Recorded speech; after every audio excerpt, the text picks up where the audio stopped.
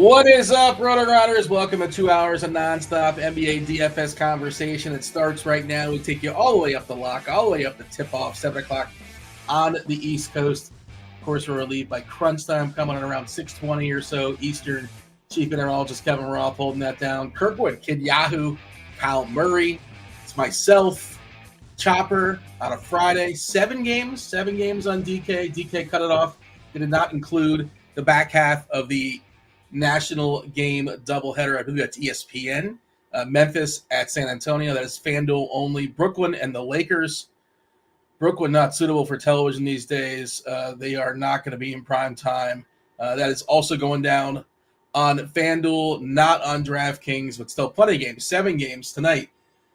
In the association, most teams not they're almost all island games, right? Just the Thunder on the back half of a back-to-back, and they didn't even play the fourth quarter because they absolutely mollywopped the Cavs. They embarrassed them.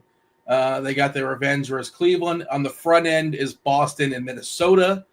Some potential revenge lurking there with Minnesota and New York. Unfortunately, Dante DiVincenzo not able to enact his revenge. He's unavailable tonight. We'll see what goes down with Randall and Cat. Chop, it is a film Friday, not to be confused with a movie Monday. Get excited. We'll drop the first clue momentarily. You guys know Chop, right? 2-time legendary winner. The people know who we are. I mean, at this point, they know. Chop, how are things? Everything good on a Friday? Can't complain, Dean. It's some nasty weather rolling in this weekend, so we got to be prepared for that. Looks like our football games, with the exception of the Dome game in Detroit, is all going to be pretty nasty weather, so we got to prepare for that too. It's fun. This time tomorrow, we'll be watching some important NFL football, so I'm excited, man. It's going to be a good weekend. I just saw, I guess Roth updated his article, and like you said, I was looking at it on Wednesday. I did by the way, if you're looking for some content, you want to get to some content. I know that there's the tournament takes, I believe, is for tonight, I want to say, and I'm fairly certain there are shows of the weekends as far as football stuff. But the Pick Six show, myself, Rich Rebar, John Daigle, TJ produces, Rob jumps in as well when we talk movies later on. But we did an hour and a half of the first, hour and a half of the podcast on these 4 games. I guess the weather is turning. It's going to be orange in Phoenix, and yellow-orange in Buffalo. It seems like there's a chance it's going to be really, really cold in Buffalo, and a puncher's chance. And this stuff can change. Weather is fluid. That we get some snow as well. But yeah, should be some good ones. Do you have any takes you want to get off your chest, Chop, as far as NFL wise? Any takes? I want to get who's going to win? I don't know. You seem excited about the games. Yeah, I think that I think Detroit's the one that I feel really good about, and that's pretty obvious. I think those other ones, Philly probably, with that weather being like that, really favors them. So I think that really helps Saquon and Philly. That's a big break for them, to be honest with you. I thought if it was neutral weather, Rams might have a chance, but not with that weather. Those other ones are really, really interesting. Houston, I expect KC to win, but obviously KC's not been this dominant team this year. Houston, when you look at their pass defense against pretty good quarterbacks, it's been pretty good this year, so that'll be interesting. But the other one is like, wow, how do you decide between Buffalo and Baltimore? That is a total coin flip. That should be the best game of the weekend. Yeah, that should be a fun one for sure. But when I say snow and Philadelphia, what do you think of? If you think of a certain player, snow and the Eagles, is there somebody that comes to mind? Because somebody comes to mind for me. Yeah, well, for me, LaShawn McCoy. Yeah, that's the guy, right? And I don't even know how many times that happened, but in a small window, he was awesome running in the snow. I remember. That's the first person I think of too, and it's unfortunate I guess he'll be mentioned a lot this weekend because snow, like you said, it's anticipated for Philly, but it's DFS, Chop. DFS. We care about today and today only. Today we got a 7-gamer. Oh, I should ask, by the way. I'm always curious. It is a film Friday after all. I think Friday is like your family movie night, or maybe you and your wife and the family doesn't partake. I don't know. Do we have one on layaway? Have we selected one? Is there one in the queue ready to get fired up? Interesting, Dean. See the evolution of movie Friday. has been, it used to be with the kids, when they were younger. They kind of grew out of that. But me and my wife certainly still watch a movie every Friday night. It's fun, even if it's just us, and that's fine.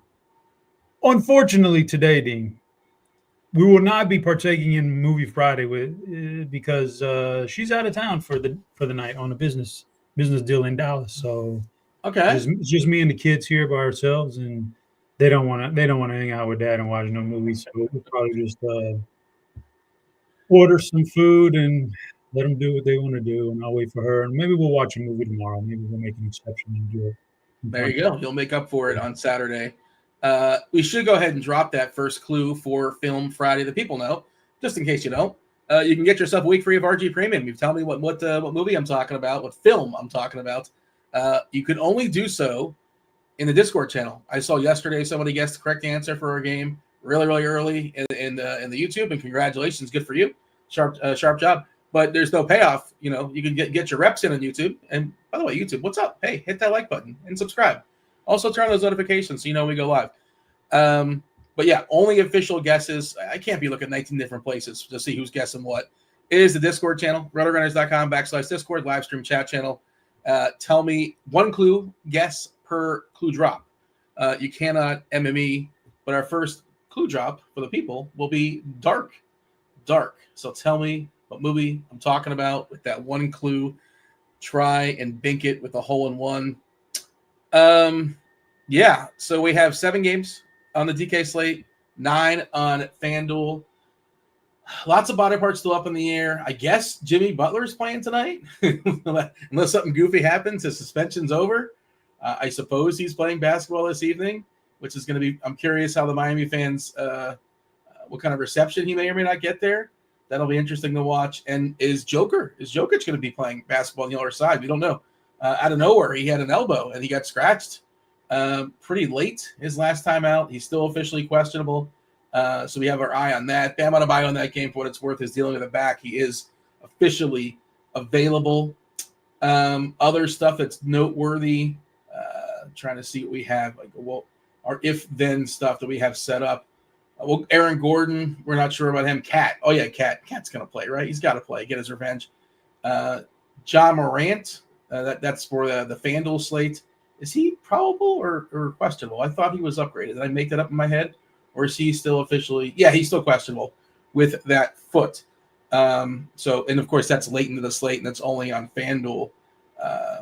Sohan's still out for the Spurs for what it's worth there.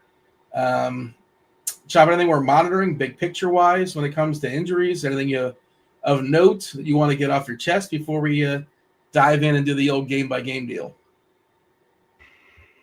No, I don't see anything that I'm really monitoring that's going to jump off and change things for me. So we'll see if the late news does, but I think we're kosher there, and I guess just get on into it. Kyrie is questionable, and if you're questionable and you're teetering back and forth, did you want to come back without Luka and take on this OKC team? Probably not. Yeah, and also the prices have mostly adjusted to everybody. The best play in that game, the Dallas side, is Gafford. We'll talk about it, which is really interesting because, last night I loved Jared Allen, and he had like 6 or 7 rebounds in the first 5 minutes, and may or may not had a prop that, or like a parlay prop that died on this one, unfortunately, but they just got shellacked and blown out. And you can make sort of both cases, but I think Gafford's a really, really strong play against an OKC team that struggles to rebound, and they're without their 2 best big men. And he's still pretty cheap. And again, Lively being out, so I think Gafford's got a nice little ceiling. But there are a lot of centers that are pretty cheap as well that are, worth considering for your rosters. So we'll have that conversation throughout the show. Otherwise, let's dive in. Let's do it, Chopper. Orlando is the first half of the ESPN doubleheader, taking on Boston. This is not the highest totals as you'd expect with these 2 teams that are more defensive minded. 213.5 is the total. Boston's been kind of sputtering of late by their standards. They have not been in their best form as far as who's in and who's out in this one. Again, the only 7:00 game here. If you want to punt it, we can have that conversation. Boston is fully healthy. They're good to go. Orlando, of course, they're still without Gogo Batase. Jalen Suggs is still out. All the Wagners are out. Although, very, very soon, Franz is coming back. Franz is coming back soon for Orlando, but not tonight. Magic down to 10. 10 bodies here in Boston. Your thoughts as far as the Magic and the Celtics? Well, my initial thought was, wow, basically a 15-point spread. That's a lot, man. That's a lot. Like that's blowout. That's blowout territory if they're giving you that kind of number. So I'm a little bit leery here. I'm seeing a lot more possibilities of taking Orlando players against a strong Boston defense than I am of taking Boston players against a strong Orlando defense based on the price tags here, which is what we're all about, price tags. So I'm not – Boston's a tough sell for me, man. Slow game. I know they're good against anybody they can be. They probably will be tonight, but at those prices with a healthy lineup like this, it's tough for me to get to anybody on Boston and Orlando. I mean, I could see like the price tag on Wendell Carter's pretty darn cheap, even though I don't want to play a guy like that, especially against Boston. That price tag is cheap. Now, the Cole Anthony, I think you have to run your optimals, Dean, and do your magic and see if he pops up. I would imagine he probably pops up in some optimals, but he's not for me. Not against this backcourt. You know, being defended by this backcourt, he's going to have to rely on all his other stats except for scoring, and that's not. I don't want to have to do that at 6,300. So, yeah, I'm not seeing a lot in this game that I like, and not to mention, you know, there's this guy who plays DFS out there, NBA. He's not bad. He's pretty good. He won like 5K that night, and he always says, "Man, fade the first game." He always says, "Fade the first game and save your roster spots for later on." Yeah, I mean that's pretty sharp. I want to meet this fella. It's pretty sharp advice. It's dependent, but it feels like it's pretty relevant here. And you could always just like if you like Tatum for whatever reason as your big stud of the night. And I'm not saying you shouldn't. He's not my favorite, but you know if you're making 20 lineups, yeah, just plug him in and kind of figure it out from there. And we're not sure if a news flow is coming in or not. There's not really a ton of stuff we're actually waiting on. And even if like Kyrie doesn't go, like things don't change dramatically, right? Because those prices have been adjusted for a while now for Dallas. The best play does look like WCJ, Wendell Carter Jr. Still, he's center and center only. I prefer obviously the versatility with the power forward. He doesn't have that, unfortunately, on DK, but it's a pretty good price at 4.3. The roll is pretty solid, right? Chop again. They're down to 10. Batase's gone. The matchup. What's weird about this surprised me, and I like you're doing some generalization stuff, right? You're kind of putting players in a box, and we're calling, according to the RotoGrinders defense versus archetype matchup tool, we're calling Wendell Carter Jr. a versatile big. Did you know that that's been the number one opponent for versatile bigs for fantasy this year has been Boston, which is kind of surprising. That surprised me because of their good overall defense. Most everything else is like a bad matchup as far as defense versus archetype for what it's worth in this game. Everything else is like mid-tier or terrible. The other thing is like you're doing broad brush stuff and understand this isn't Orlando's like standard defense because they're missing some players. So you gotta fear that as well. Like Utah tonight, their defense is more vulnerable than ever because they're without their entire front court. We'll talk about that soon enough. KCP's getting some ownership on FanDuel, which that seems bad to me. I don't want that. He's 4.3, so how terrible could it be? But you know, he's out there for 30 minutes. You know, not all minutes are created equal, right? His minutes are created poorly. Maybe you run into some stocks, I suppose, the classic 3 and D, but at 22% for KCP, I don't really like that. I would be under that. And then Isaac they just don't let him play. They want to keep him in bubble wrap. Maybe they expand him a little bit in the playoffs when that happens, but we're giving him 21 minutes, and that's basically his cap. So, like, you know, what can he do in 21 minutes? Probably not going to get there either. But, yeah, that's Orlando, Boston. Do we have anything else at Orlando, Boston? I don't think so. Man. So Wendell Carter Jr. is the number one defense versus archetype tonight? Yeah. Yeah. That's surprising, right?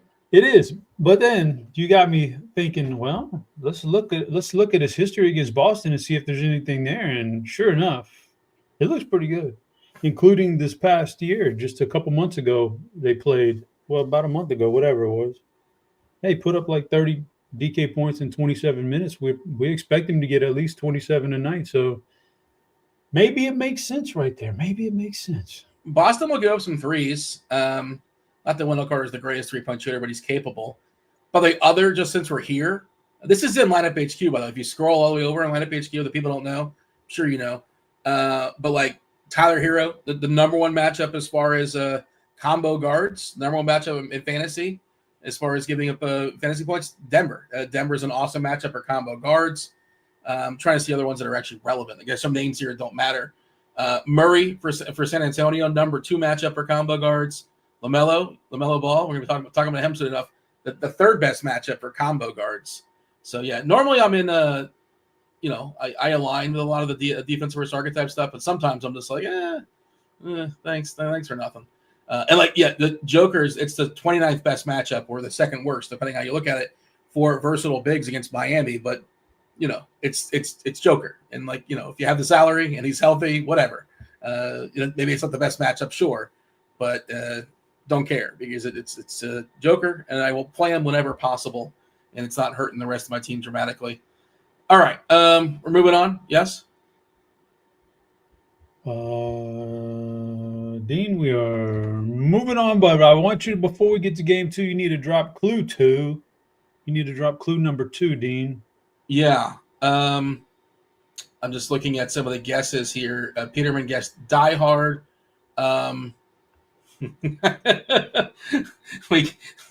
Somebody guessed it on the first guess. Okay, don't spoil it, guys. Oh my gosh, unbelievable! Somebody did. Wow, that's in Discord. Yeah. Okay, I'm not looking over there. So everybody, keep your eyes on Discord if you don't want to be spoiled. That is amazing. That is amazing. We'll keep the game going for fun, but that is impressive. I wonder what even inspired that guess. But the second clue, again, we're just playing this out for fun now, is bird. So dark and bird. Those are the first 2 clues. It's a film? Yeah. Film Friday. It's not a movie. It's a film because it's Friday. Yeah. Is it that one with Michael Keaton? Well, he's in a lot of movies, but he's not in this movie. Okay. It's not Batman you're thinking Birdman? Is that what you're thinking of? Yeah, that was it, Birdman. I was hoping Bird wasn't in the title, but I wouldn't. Yeah, I wouldn't. I know you wouldn't do Bird in the title, but yeah, that's a trippy movie. All right, let's move on. Let's talk about the 7:30 games as I tilt that it was guessed on the very first clue. Minnesota's taking on New York. 219 is the total. New York is a 5-point dog here. I believe Cat is still officially questionable. Do you want to confirm that? Yeah, he's officially questionable. He's got that thumb he's dealing with. Dante DiVincenzo, he's got a toe. Unfortunately, he cannot get his revenge. He cannot exact his revenge in New York. Julius Randle can, in theory, although he's been kind of up and down and more down of late for Minnesota, just kind of losing some minutes, not necessarily like a lock to close these days, sort of a 50-50 deal. Yeah, we've seen Sims starting for Cat. I don't want to get excited about that. And he almost definitely wouldn't close. It probably would be precious if Cat doesn't go. But I think there's better stuff out there than that. Yeah, as far as Minnesota, we're projecting Mike Conley to start. Conley, Edwards, McDaniels, Randall, Gobert. Of course, Conley got kicked out of the starting lineup about 5 games ago or so.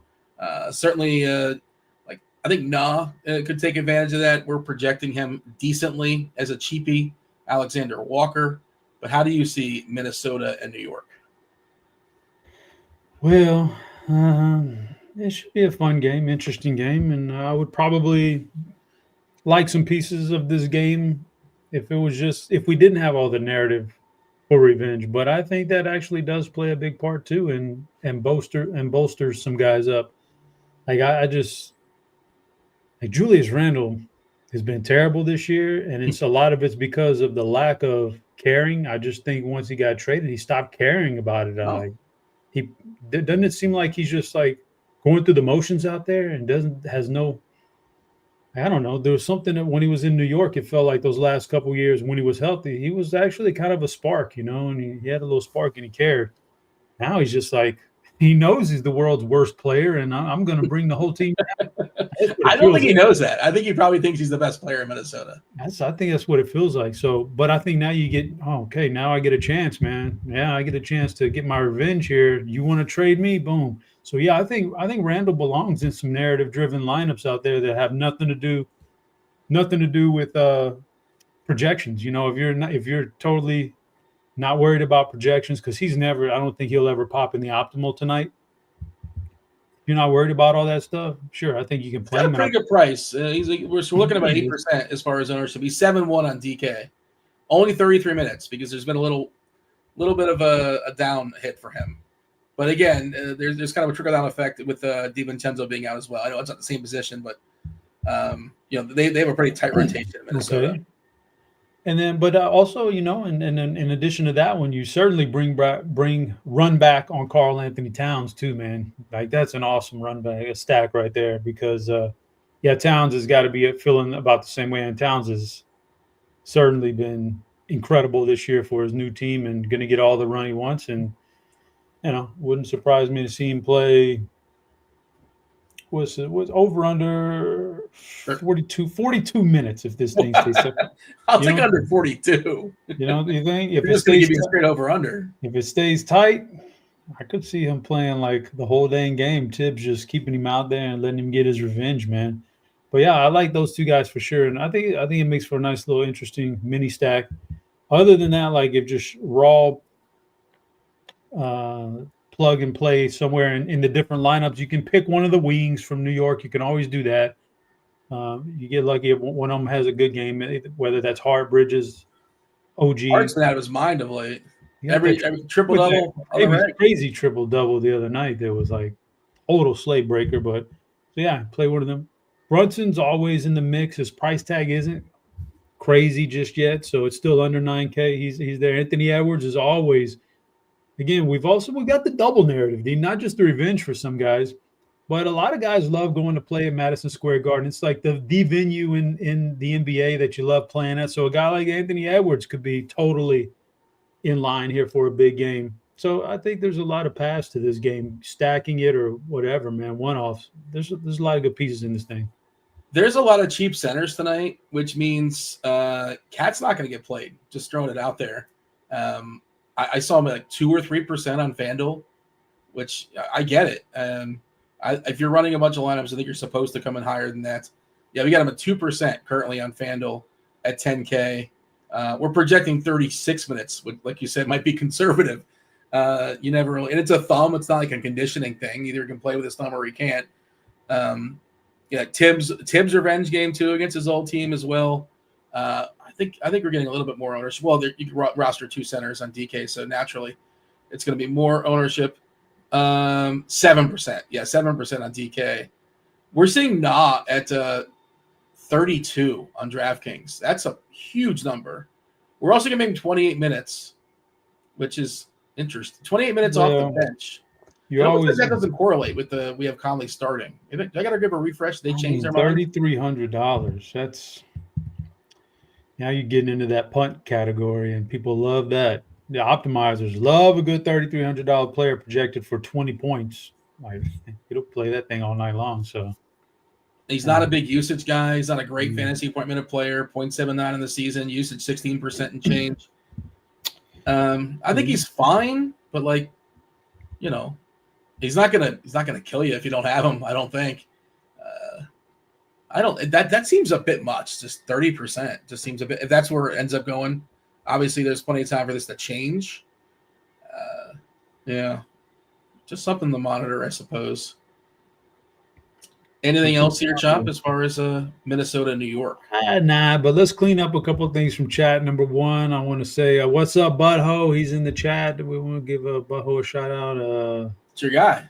Mardon, friend of the program. He's always in chat. I've seen a couple comments. Or one comment was from Lord King Guru, says, don't chase the narratives. You always, man, you can't chase all narratives. There's a lot of stupid narratives out there. You just got to be selective with it. This kind of narrative, and these guys right here who I would imagine they really dislike the ownership of their former club.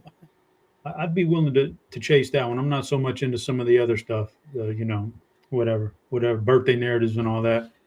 Also, Kirkwood. Well, not to cut you off, but is that a shot at you give a shout out to Butto Jenkins, and then Butto is saying it's Ayo DeSumo's birthday. So are you giving him the shout out and taking a shot at the same time? No. I said not all birthdays. A lot of these birthdays don't matter. Is Ayo DeSumo's birthday important? Maybe it does to him. It's all about the person. Maybe it does matter to him. I don't know. What is he maybe like? It matters to him. I don't know what his. That's why I can't chase that one because I'm not sure. But with this other one, the revenge narrative, I know that matters, so I can chase that one. Kirkwood reminds us that Severance season 2 is out, so maybe I'll do that instead of watching the movie. Maybe I'll just binge Severance season 2 by myself. I do that one. You can't binge it. It's weekly. You get one episode. They didn't drop them all. I thought it's not a binge. Yeah, but when he says Severance season 2 is out, he makes it sound like they all dropped. It opened last night. The first, Ben Stiller said it. Kirkwood buried me. I had already made plans on that. Now he buried me. Now that's Apple. Just Apple across the board. They don't just drop an entire season. They give you one at a time. All right. Let me also, Dean, point out to you. I have 2 more episodes left, so no spoilers. But I got into this Netflix mini limited series. It's called American Primeval, Dean. Okay. It's a winner. It's a winner if you're into that kind of stuff. Well, I don't know what kind of stuff it is. Is it like? It is like set in the 1800s, kind of Old West / Indians, but it's not a Cowboys and Indians movie. Brigham Young territory. It's really rowdy, man. It's interesting. I recommend. Highly recommend. Tim is chiming in saying it's also a very good show. So there you go. You got Tim vouching for you. Tim's got great taste, and Tim is also, a celebrity lookalike. So, Jude Law. That's what I've heard. And White Lotus is coming back as well. It's coming back next week, I think, very soon. They're in somewhere in Asia, I think, this year. So that's good television. Lots of good TV. Whenever people say there's nothing to watch, there's like a billion things to watch. There's a lot of terrible things. There's also a lot of good things. There's a lot out there. You just got to know where to go.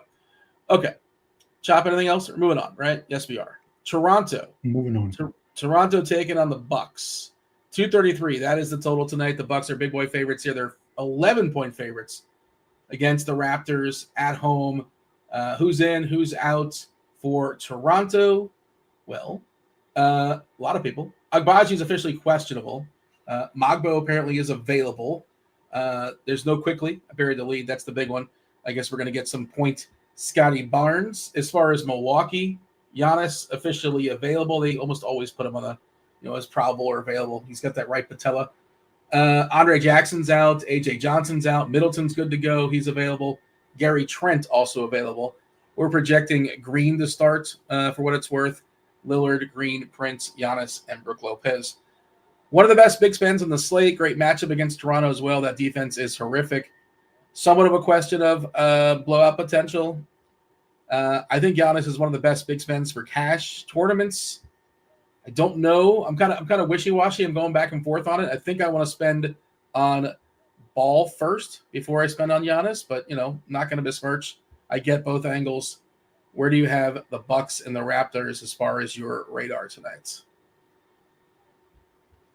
Okay. It's not like the gap in the talent of these two teams really, kind of throws me off a little bit from making it a really good game. As far as it's a 12-point spread, I could see a blowout here, but there are some pieces in this game that are really interesting. Giannis is always, awesome. Play that one, and if you think they do get a double-digit lead and then pile on in the fourth quarter, some of these other guys are all right. I think the guy that matches up with them the best, if it even matters, because they should really be able to do what they want in this game. But if you want to get into like matchup-driven stuff, it's Dame Lillard and his ability to draw fouls against a team that hacks a lot, sends you to the line a lot, and his ability to hit three-pointers against a team that's, I'd say probably bottom third of the league in giving up three-pointers or just not particularly adamant about defending that line. So Lillard matches up best, but then You start to worry about how much do they really need that from Dame Lillard tonight. It's a 12-point spread, so you could play that angle and do what you want. But Toronto side, Scotty Barnes, I think, is okay. He doesn't have to score on Giannis. He can do a ton of different things to fill the stat sheet. So the price has decreased, only 8,700. This is probably a 9,000 plus guy for the most part. In fact, his salary last game was 9K. So you get him at 87. You're getting a bit of a discount. The other guys I'm not as interested in, but I mean, obviously RJ Barrett can always do his thing. Pirtle, I probably don't want to match up with Giannis like that, and the rest of those guys are all just like secondary players. But the spread scares me. But Giannis is always great. Lillard has that matchup that should be good for him. We'll just see if Toronto can keep it close enough to where we can realize that matchup. Giannis coming in 29% on DK, Lillard at 25%. You mentioned Barnes. If he has a big game, like if I'm playing Barnes, I don't like to speak in definitives. I really, really want to run it back with somebody like Giannis or Lillard, just because, if Barnes if he's doing what you want him to do, you have to assume that this game's not getting fully blown out.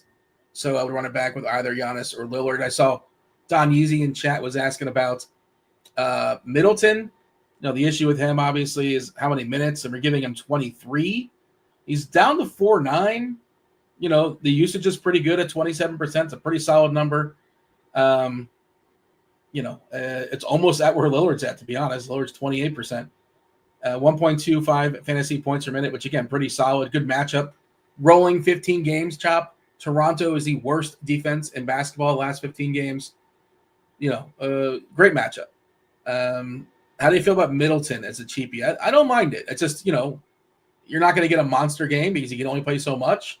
But I don't think he hurts you at 4.9. Well, all right, man. At 4.9, you're creeping up on the 5K range. I kind of want 30 points out of that if I can get it. I don't know if he's going to give it to you. I just he can. Yeah, he could. He will. I don't know if he will. Yeah, I worry that this isn't the game to do it. Like if the spread was a 6 or 7 point spread, I'd feel better about it. I could really see a guy like Middleton not even playing the fourth quarter. But I don't know, it's just me. That's true. If the game gets ugly, they don't need. There's no guarantee. Nothing says they have to push in the 23 minutes, right? So maybe he loses his last rotation. They're talking about Boucher. Boucher certainly has had his moments of late. It's just really tricky to bank on that. We're projecting him for 17 minutes. He's probably a guy that would thrive and blow out stuff. It's a big slate, that's a 1 in 150 thing for me. Again, he does have his moments. They let him run a little bit more when he's hot out there. I think at the cost of Grady Dick's minutes. I think that's the guy that kind of fell back. I wouldn't play those guys together. Not that you're necessarily running the play Grady Dick, but I wouldn't play them together as like a general thought. Got nothing else as far as Toronto, Milwaukee. How about yourself? Moving on.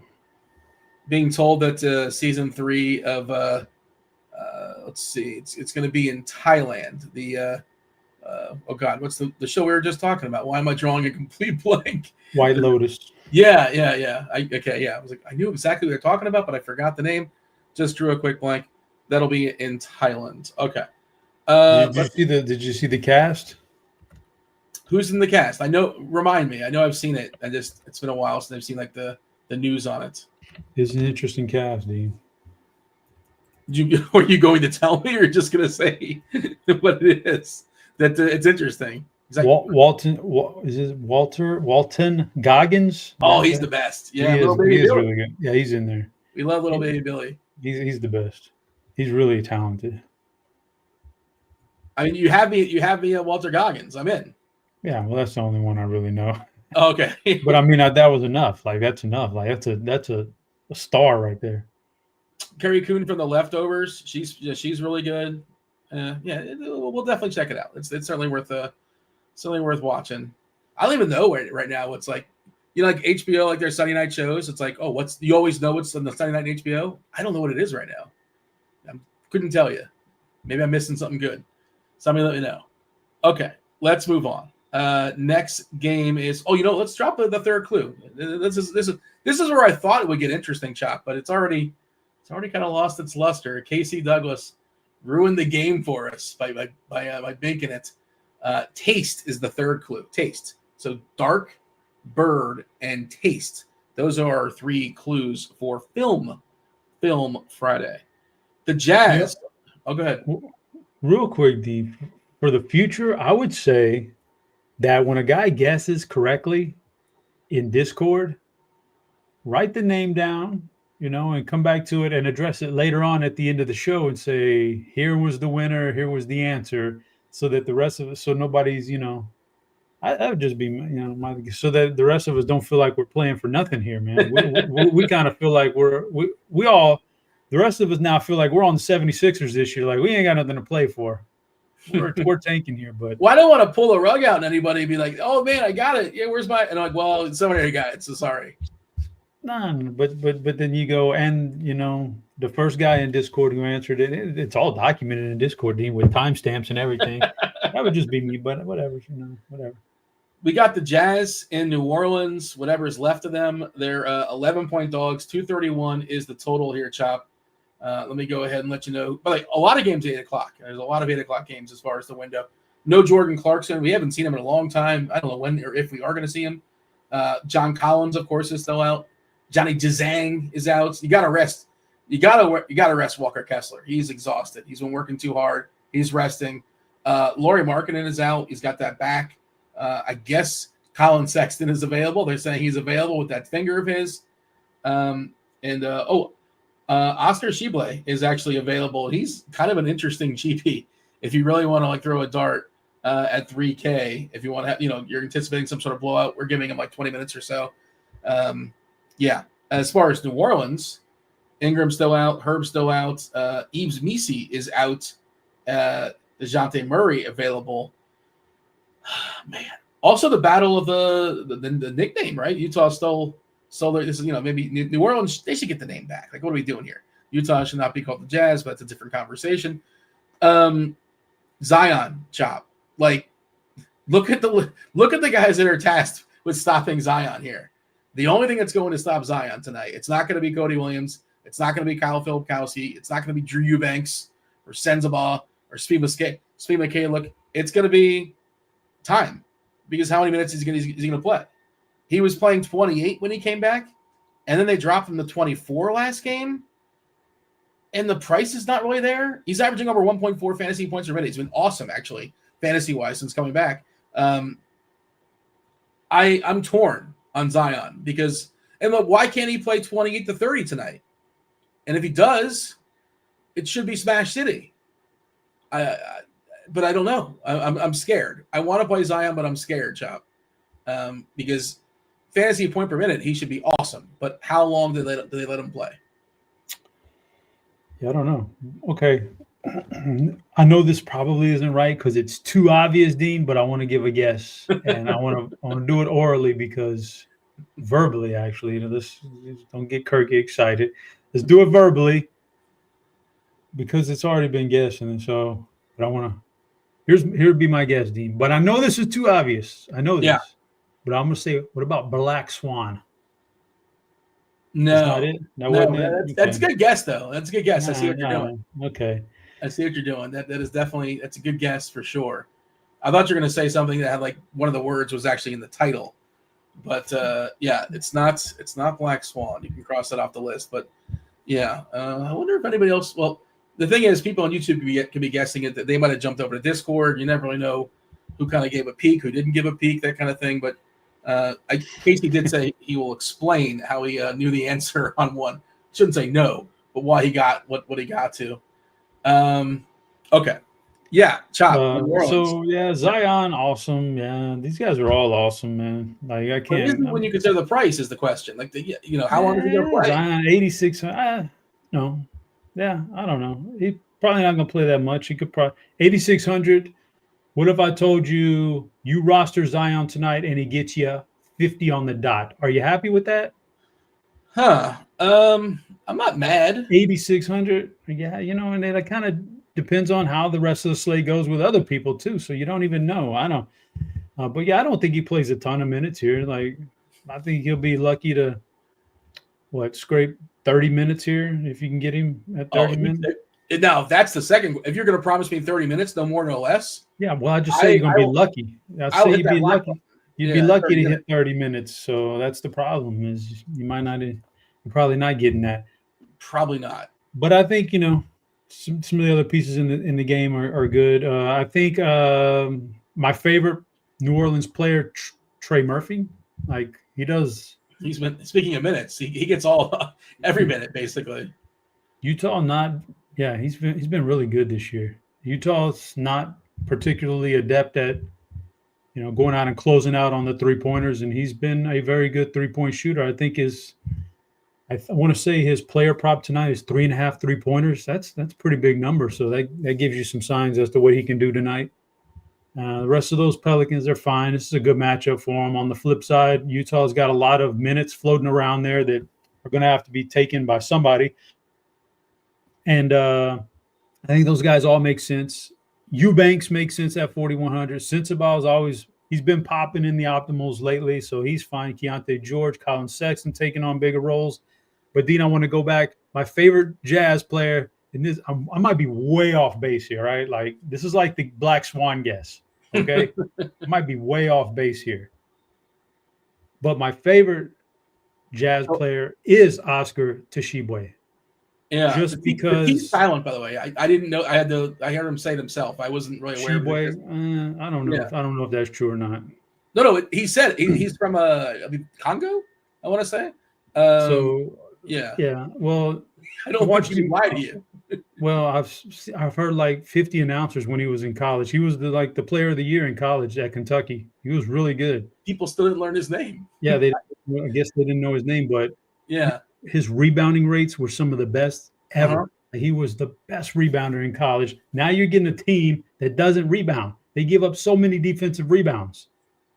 So there's a chance. Like it could be all fool's gold and he could play 15 minutes and he ends with 15 fantasy points and you feel very, very you feel ugly about it. But there's a chance, man, like this outside chance that he also gathers double-digit rebounds for 3K and he actually does really good. So that's where I think I'm going for my salary saver right now. My favorite. I was digging in, and yeah, from what I understood, like he's a good stocks guy, good steals, blocks guy, great rebounder, doesn't shoot threes, just kind of a bummer, just kind of an inside worker. Yeah, he's got an ugly offensive game. You're banking on the rebounds, but I wouldn't even be so good. I wouldn't even be so cool with it if it wasn't a very good matchup for his style of player. New Orleans gives up the 4th most total rebounds per game. They're also without Messi, but Tice is a big boy in there. I don't know how he is as far as being a great rebounder or not. Like not a great defender in my head, I don't. But just throwing it out there, and Zion's I guess back, but he's also not a spectacular rebounder as well. Yeah, I don't know. You mentioned a couple of guys here as far as the cheapies for Utah, and I think every lineup I make is going to have at least one of these guys. If not Eubanks, then Sensabaugh. If not Sensabaugh, then Tshiebwe. Right? I don't know if I would play them together. I feel like they're going to be splitting those minutes, right? Eubanks 25, we're giving Tshiebwe 16, Sensabaugh 27, and Filipowski is another guy. I think all those guys are interesting, but they all just might get mid-20s, but they're all pretty cheap. And the other thing is the opportunity cost of centers. There's a slew of centers where we'll talk about even more. You mentioned Eubanks. Like if you get 25 fantasy points out of Eubanks at 4-1 on DK, center and center only, is that going to break you? No, but is that something that's going to get you where you want to go? Probably not. Probably not. It's fine, right? So I don't know. It's some tough decisions on this Utah stuff. Tough decisions, Dean. My next guess is the Crow. Is it the Crow? It is not. It's funny though because that's a producer Steve guessed. He guessed. Okay. I gave him the clues and he guessed the Crow as well.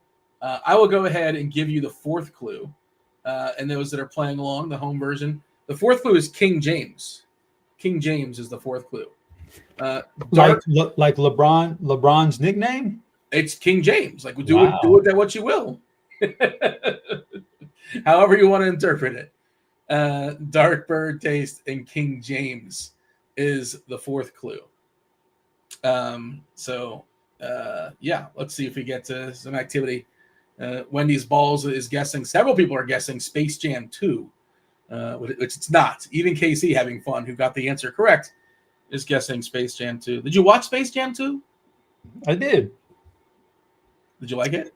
I mean, it was all right. I don't even think I saw Space Jam 1 though, so I don't know what would it compared to, but I don't know. And yes, Dean, I knew the slip up of saying orally instead of verbally is getting the chat all excited. And I knew that was going to happen. I can't take it back though. Once you put it on the internet, it's out there forever, man. Yeah, I saw Kyle hanging out there in chat. He's excited to jump on here, as well as Kirkwood. Both Kirkwood, leader of the Juggalo Nation, Yahoo, Kid Yahoo, that is. They're coming on in about a half hour or so. Roth will join, taking you all the way up to lock. Yeah, Utah, New Orleans. Anything else of note do we want to talk about here? I really think I'm going to have at least one of these cheapies on in New Orleans. We didn't mention Cante George. He's another one that they play. He projects to be a pretty good play, just because of all their players are down. They still have 11, right? And they're probably going to play 10. Are we projecting Harkless to play any minutes? Yeah, so it's not like they're super, super thin. They're without players, but they have a deep bench. Like Patty Mills, going to get some run. Not that you're playing him, but just kind of going through the names. Collier going to play minutes in the mid-20s. I feel pretty confident that I'm going to play at least one of these Jasmine in every single lineup, and I really want to play at least one Zion, just because he should just destroy.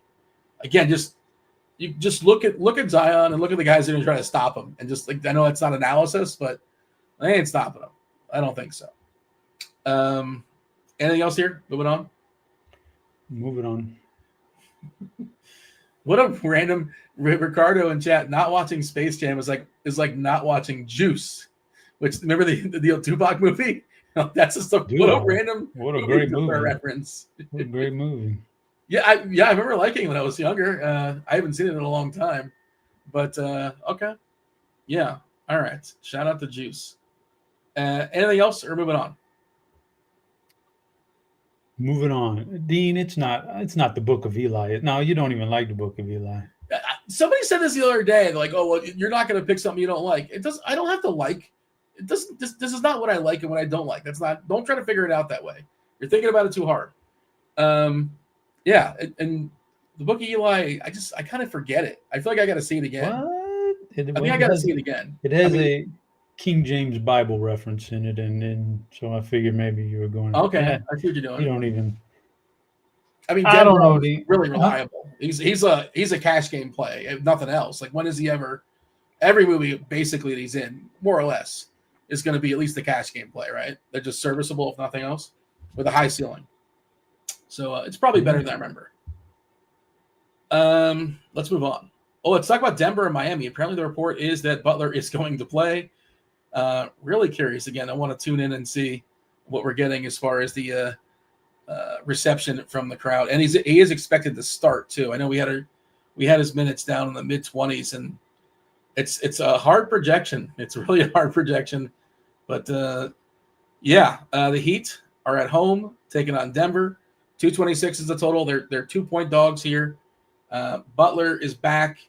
I think everybody else gets pushed down, right? We also don't have him getting full minutes. I think we have him like a 26 or 28, which, again, it's a tough number to project. Has this changed? No, we got 27. And, the price is not changing. So, basically unplayable, unless you think that Miami's going to say, welcome back, go play 35 minutes and go show us, why we should pay you, which we're not going to do. But just show us anyway.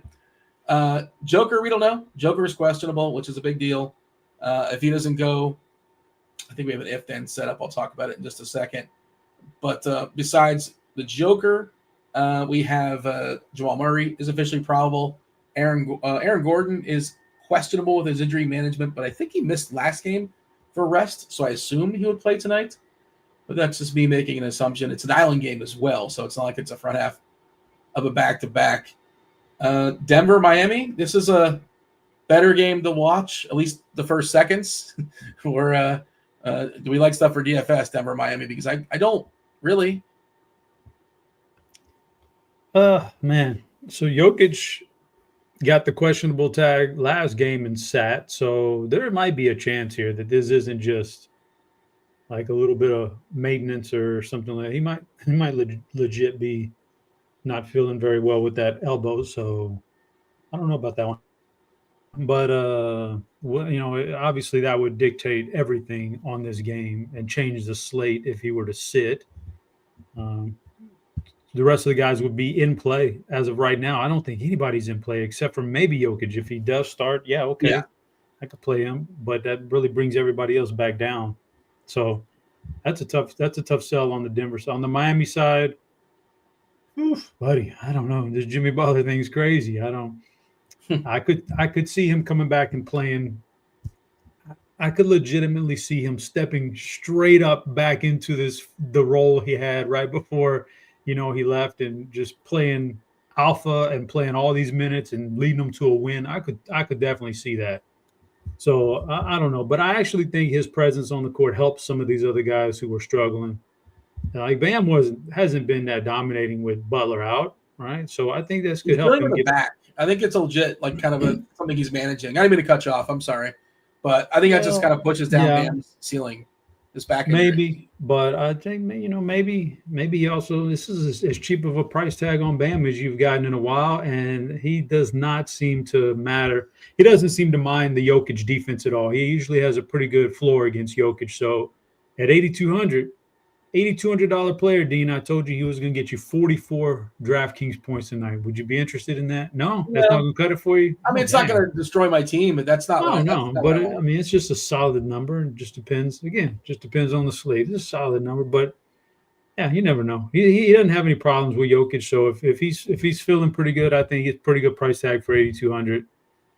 Yeah, the rest of them, I mean, Hero's okay. He could always get hot, but he's priced up now, and I wouldn't think he's going to get as much time with the ball in his hands as he has with Butler out. So that might be too much of a price tag on him. So yeah, that's kind of just, this game is not particularly appealing unless Jokic sits to me. The only thing with Bam, as far as I'm thinking that the back thing is kind of real and bothering him, the minutes have been down last 4 games, 31, 30, 29, 30. And also it coincides with the rise of Khalil Ware. And I think they don't play them together. I think it's happened a couple times. You think maybe Bam's on the block? You think maybe Bam's on the trade block? I don't know if he's in the block. I don't know. Is this like peak value for Bam? I'm not sure, but it's not been a good year for him. He's making more threes this season. Good for him for that. But defensively, he's not as good as he was, and maybe the back is kind of bothering him. There was times earlier this year where they were playing like 36, 37, 38 minutes on the reg, and even then he just has not had a lot of ceiling games this year. It just hasn't happened fantasy-wise. And again, just defensively. The best player for Miami this year has been Tyler Hero. He's been their best player. I don't think that's up for debate. And that's usually when Tyler Hero it's good for Tyler Hero, good for him. But when Tyler Hero is your best player, your team's probably not very good. And the Heats are not very good.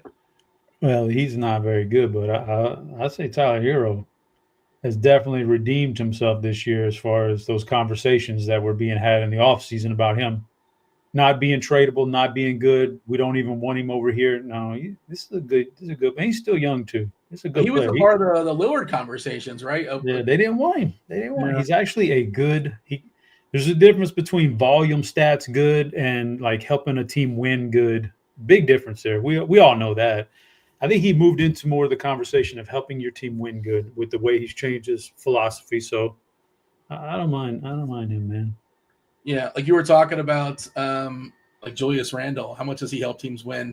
I do think he kind of brought New York back to some degree, not fully, of course, but he started that turnaround, I guess, to some degree. But also, like he's fallen back to the guy just a stack compiler, like a Bobby Portis, right? I think those guys kind of simmer in the similar vein. All right, do you want the fifth clue, Chop? You want the fifth clue? You want to knock this out? Yeah, I need it. All right, this might get you there. I think this might get you there. The fifth clue is misdirect. Misdirect is the fifth clue for Film Friday. Dark, Bird, Taste, King James, and misdirect. Kirkwood's talking about Malibu's Most Wanted in the chats. I don't know what's inspiring that, but All right, there you go. I guess don't be hating. Yes, that was Jamie Kennedy's catchphrase in that movie. Yeah, so there's your fifth clue, Chop. Feel free to guess verbally or orally, or if you want to type it in, however you'd like. At this point, it's all up for grabs. Producer Steve does not miss a beat. All right, let's move on. There's two more games in the DK slate. One more at 8 o'clock. It's the Charlotte Hornets taking on Chicago Bulls. The ball game, LaMelo taking on Lonzo. My favorite play on the slate is in this game, Chop. I don't know if you read the expert survey. I think you partook in the expert survey, right? No. Okay. Myself, TJ, Noto, and Taylor. I think Taylor was a part of it as well. So some days are on there, and I'll look at the spreadsheet and I'll see everybody else is at like the end, and it's like, oh, okay. But yeah, it was not you. But do you know who my favorite play is on the slate in this game? And, yeah, I think there's a chalk answer, and then there's like, oh wait, that makes sense too. I think. I didn't read the survey, so I'm playing for Charlotte and Chicago. I guess that your favorite play is Miles Bridges. Come on. I'm just taking a guess, man. Are you just trying to be different? Why would I say Miles? Because you just said there's a chalk answer, and then leads me to believe that it's not going to be the chalk LaMelo Ball or Mark Williams. Those are chalk guys. Well, okay, so maybe I framed it incorrectly. I don't know how chalky Mark Williams is going to be. Has he been pumped up throughout the day? He's got to be chalk city. Is he? Let's see where he's at. I don't know. I didn't look at the. He's 13% currently on FanDuel at 7-2. Again, one center only. I imagine he's going to be higher on DK. Maybe 20% is my guess. Let's see what we have as far as ownership stuff now as we close in on lock. Still an hour away. 20%. Okay. Yeah, and I thought Ball was like the chalk answer against the Bulls. 26% for LaMelo. Bridges, by the way, Bridges actually 27% is our current ownership for DK, slightly ahead of Ball. So it's not bonkers. It's just like, I don't know who wakes up in the morning and says, you know what I feel like doing today? I'm super excited at the prospect of playing, we call Bridges, Miles Bridges, either Bridges, any Bridges. You're never excited about that. Yeah. Did I mention the total and all that deal? Did I set the game up? 236.5 is a total. Big boy total, high and tight. Charlotte is a 4-point dog here. The Bulls guys are in, essentially, right? The ones that are Giddey was questionable earlier in the day. Let me just go ahead and confirm if I missed anything. Dosunmu upgraded the probable. THT is questionable. Doesn't matter. Yeah, White, he's got that cervical strain. He's probable. Charlotte's I do want to know about Diabate. I think that matters for Mark Williams. We'll talk about it in a second. He wasn't available last game. Of course, they traded away Nick Richards as well. They've kind of babied him as far as his injury stuff. He's been injury prone, but I mean, I'm sure you saw this, Chop, but he got unleashed last game, 36 minutes. And the thing is, like, he's averaged 1.4-ish DK FanDuel fantasy points per minute, which is like, that's a star. That's right there with like Zion and other players. Şengün essentially averages the same. Of course, he plays more minutes. That's why he's more money. I don't know how many minutes he's going to play. Diabate, the backup center, wasn't available last game, and he's still questionable. We got him projected for 29, but Chop 1.41 times 29. It's a pretty good projection, and 77% of his shots come from inside the paint. He lives in the paint. He's a paint guy. The Bulls, I'm not sure if you've heard this. I say this all the time, Chop. The Bulls give up the most paint points to opponents per game by everybody in the league, by like 2 points more than the second worst team. So it is the classic perfect storm of like the rise in minutes, especially if we lose Diabate. We don't know. He's currently ill. He's questionable. There's a chance Williams gets to 34, 35 again. It's an island game, right? Didn't play yesterday. Don't play tomorrow. I don't think they play next day either. I don't know how many minutes he's going to get, but even if he gets like pushed back to 29, which is our projection, I love him. He's my favorite play on the slate. Do you confirm? You disagree? Are we afraid that his minutes are going to dip to like 24 out of nowhere? Which Yeah, maybe. Who knows? So there's a difference between living at the rim and living in the paint. I think there's a big discrepancy right there. And Mark Williams lives at the rim, like not in the paint. He has to slam dunks, putbacks, layups, that kind of thing. Pick and roll, get to the rim. That's what he does. He doesn't take fadeaways, turnarounds, dream shakes in the paint or anything. Not like Şengün or Vooch or anything like that. And Şengün's that's got like real post moves. yeah, and that's where Chicago actually is bad is at the rim. They have no protection at the rim, so it's really set up perfectly for him. He's going to rebound, and he should be able to get some shots right there at the rim. So yeah, I think it's a good play. It's a really good play. I think there's a few guys on this Charlotte team that could take it. LaMelo just has an all-around game, so he's going to do everything on the court. And I don't know, what do we got him projected at in the low 50s? Yeah, man, I'd be surprised if he doesn't blow that away. So, because he's just going to do a little bit of everything. I did say Miles Bridges. One reason I said Miles Bridges is that you might guess that is because of what you just talked about, how Chicago's defense is really bad in the paint, especially at the rim. That's where Miles Bridges gets to. Like, that's one of his things is getting to the rim. So I think there's a chance Miles Bridges actually has a solid game here.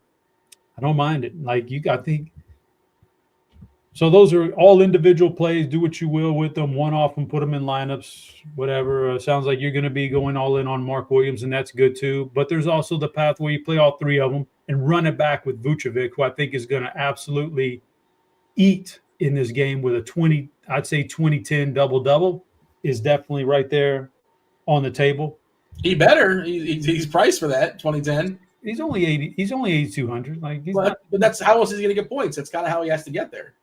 Well, he'll do some other things too, right? Like, I mean, 2010 is a baseline. Like, yeah, what if he's 26, 13 and a steal? Something like that.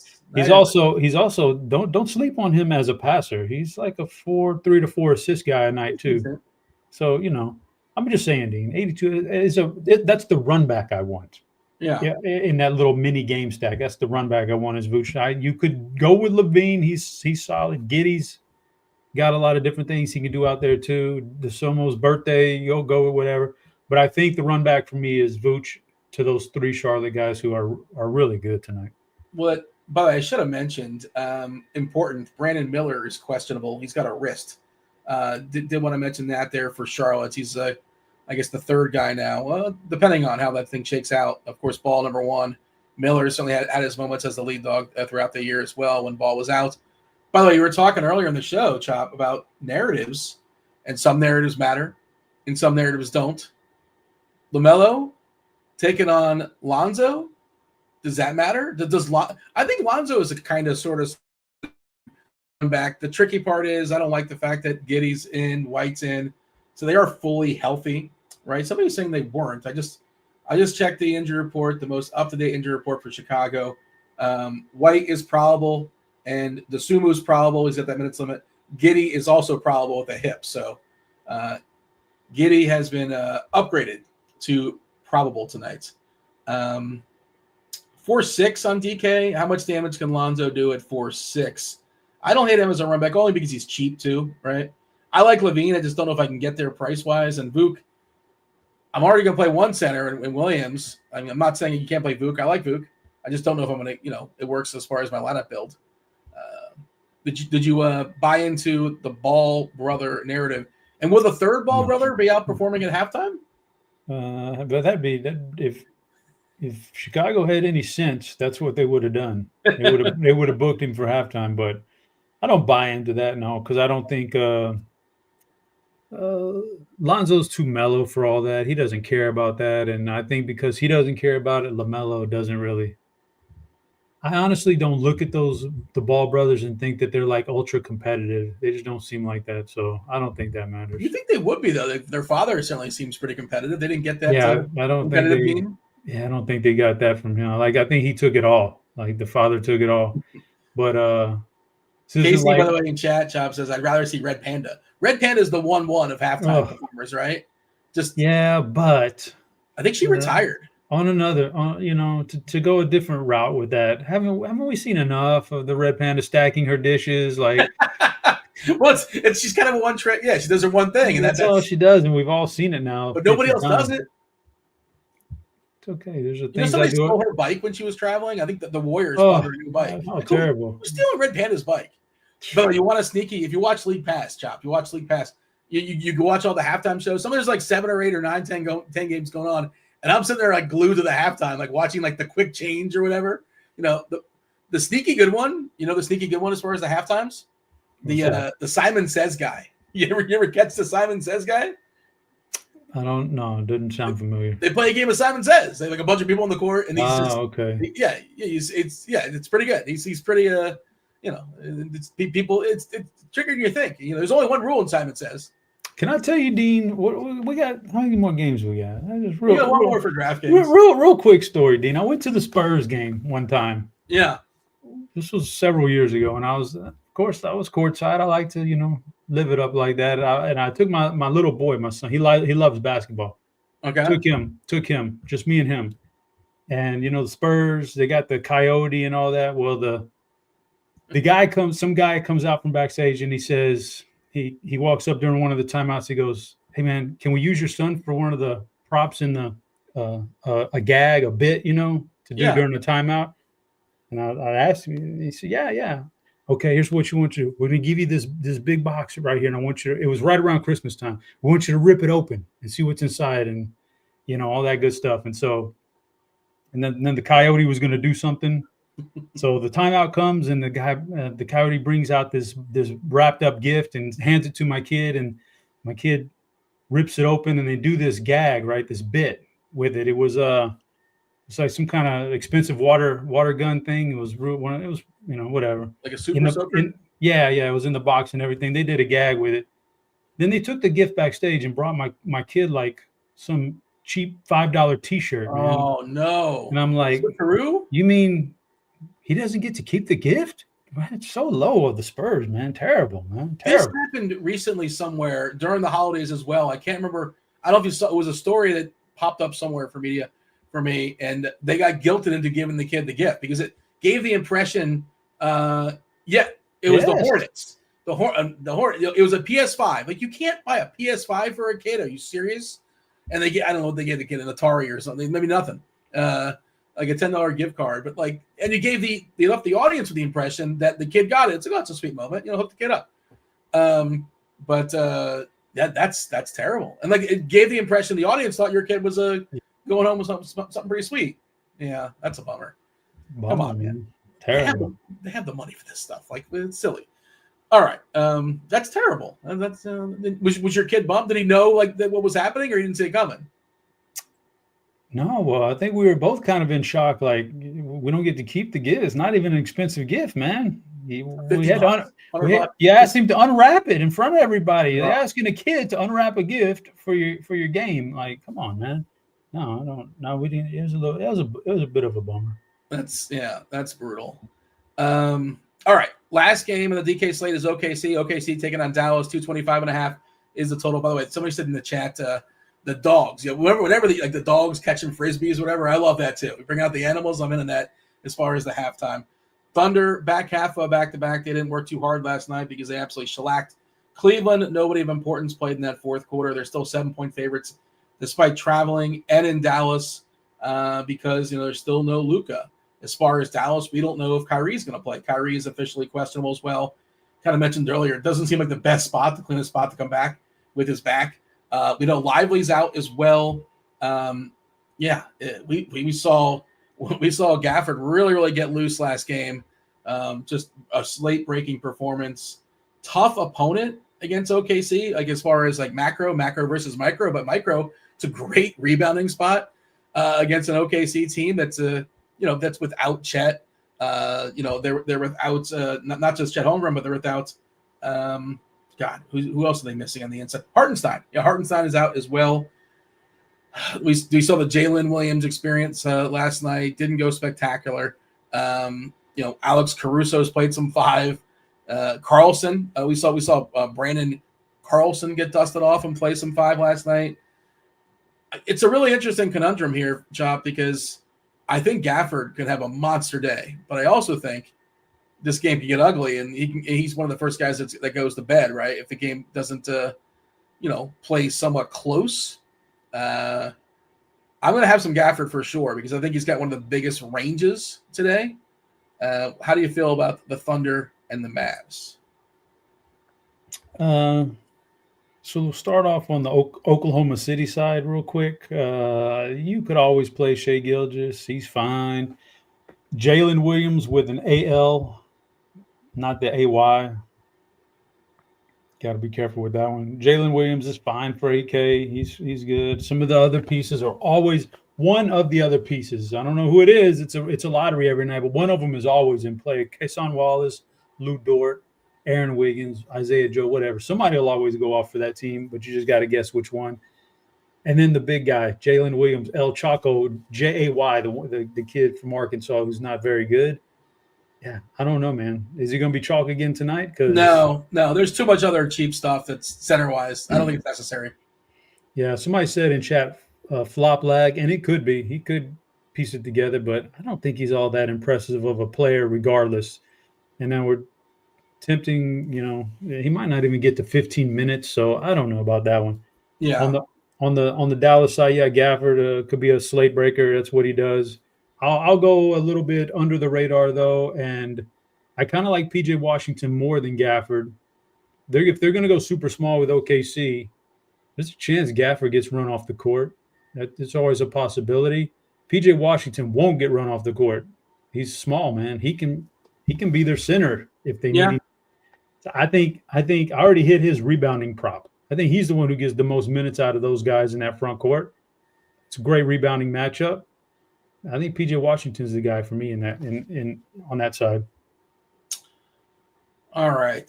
Trying to see if there's anything else of notes. Oh, by the way, not basketball related, but this Sasaki dude, you're not going to believe it, but he signed with the Dodgers. Unreal, man. What are we doing, man? So their rotation is Snell, Glasnow, Yamamoto, Otani, and Sasaki. Holy competitive spirit for any of these guys anymore. Everybody just wants to get together and gang up in LA. Crazy. It's well, that's the nature of baseball, man. That's how it goes. Supposedly there's a couple other suitors that were out there, but and it's never going to be where you're never going to have a cap in baseball. It's just not going to work out that way. But the thing with baseball, Job, is like, the A's could beat the Dodgers in a 5-game series. That's something that could happen. That's the one thing we hang on to is that it's going to be even sweeter when they get knocked out of the playoffs by some scrub team this year. Let's go ahead and tell the people if they haven't quite figured it out. Chop, did you figure it out as far as Film Friday? Do you know the answer? Is it Fight Club? No, it is not. Is it Usual Suspects? No, I'll give you more. But now you're just guessing movies with twist endings, which is you're on the right track. Dark Bird, Taste, King James, Misdirect. What if I said C? What? You get like here? SEE? Yes. What if I said here or see or touch? Yeah, I don't know. My mind is elsewhere. I don't know. What if I said smell? Yeah, I don't know. You sight, see, hear, taste, touch, smell, misdirect. The Sixth Sense. Yeah, there you go. just name it every sense. Dang. So Dark was in reference to the director, M. Night, Dark. Oh gosh, that's so vague, man. Well, it's not vague enough where Casey didn't bink it, and not really sure what Casey's explanation was for how he took it down. Probably a lucky guess, but shout out to Casey winning a week free of RG Premium. So Bird was in reference to two things. It took place in Philadelphia, as every M. Night movie does take place in Philadelphia. Philadelphia, the Eagles. And also Bruce Willis's character's name was Malcolm Crowe. So okay. Crowe and Philadelphia. So that takes care of two things. 3, taste. Taste is one of the senses. There's 5 senses. Taste is one of them. 4, King James. King James, of course, you were right, LeBron. It was not a Book of Eli reference. But LeBron, throughout most of his career, not right now, but most of his career, wore number 6. Okay. All right, so here's the thing, Dean. I was stumped on that one. And you want to know why? Because I've actually never seen that movie. Oh, has it been ruined for you now? You probably know. No, I mean, I've seen I've heard the ending of it like dozens of times. I know how it ends. I know what the twist is, but I've never actually watched it. So I was kind of I was already behind the 8 ball on that one for sure. It's worth watching. It might get a little too much credit, but it was kind of like I went to the first of those kind of movies because it was the first for M. Night, I believe. Wasn't that his first? I think it was his first. And like, have you seen the other ones? The Village, the whole list. I've seen some of them. Yeah, The Happening. That's a pretty good one. I just watched his latest one that was on Trap. Trap. That was it. That was pretty good. Yeah, that was all right. Yeah, I enjoyed that one. I liked it more than I expected. That was his daughter, by the way, the pop singer. I don't know if you know that. Really? Didn't know that one. Yeah. I like the one where they go to the beach and the beach is like old. That's it. But that's a twist. That's a twist on that one.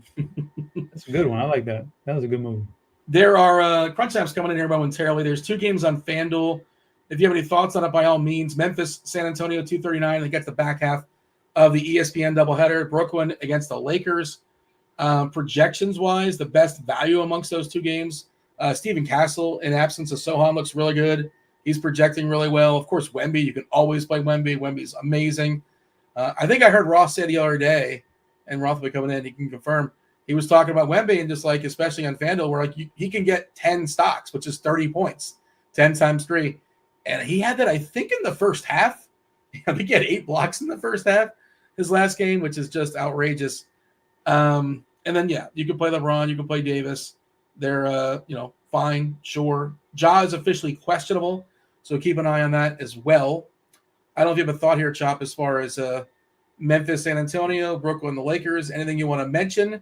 Of course, crunch time, they're going to go around the horn, position by position, and talk about FanDuel and DK and give it the old due diligence. But if you have a thought, fire away. I do not. I didn't. I'm playing DraftKings only tonight. If you're going to give me those 2 extra games, I'll always take the slate that I don't have to stick around for 2 extra hours. So I didn't even look at those games that much today. I'm just picking a random comment in chat, just random. J3 says Dean is the king of giving clues that make sense. Oh, that's nice. I didn't realize that was going to be kind. Nice. Did not anticipate that. Yeah, nice. It all makes sense in the end when you have the answers.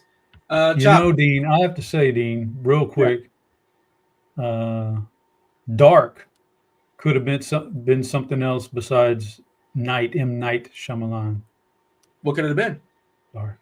I don't know. I was thinking about it a minute ago, but he lost me. Okay. Never mind. But George Costanza would not be proud. You're supposed to close strong here, Chop. Well, how about this? Close strong. Give me who's breaking the slate. Slate breaker. Dean, I'm just going to go totally off the rails here. Okay. Based on the price tag and the lack of ownership, I'm taking a shot in the dark. I'm swinging. Oscar Tshiebwe. Oscar Tshiebwe. The T is silent. Leave off the T for savings. But yeah, I like that as an ambitious play. 3K Stoneman. He's going to play probably 15, maybe 20, and he's for sure going to be mopping if that game gets ugly. All right, let's go ahead. Let's do it. We teased it. We got Kyle Murray. We have leader of the Juggalos, Chris Kirkwood. You guys know him as Kid Yahoo, amongst other things, as well as chief mineralogist Kevin Roth. Let's bring him on. It's crunch time.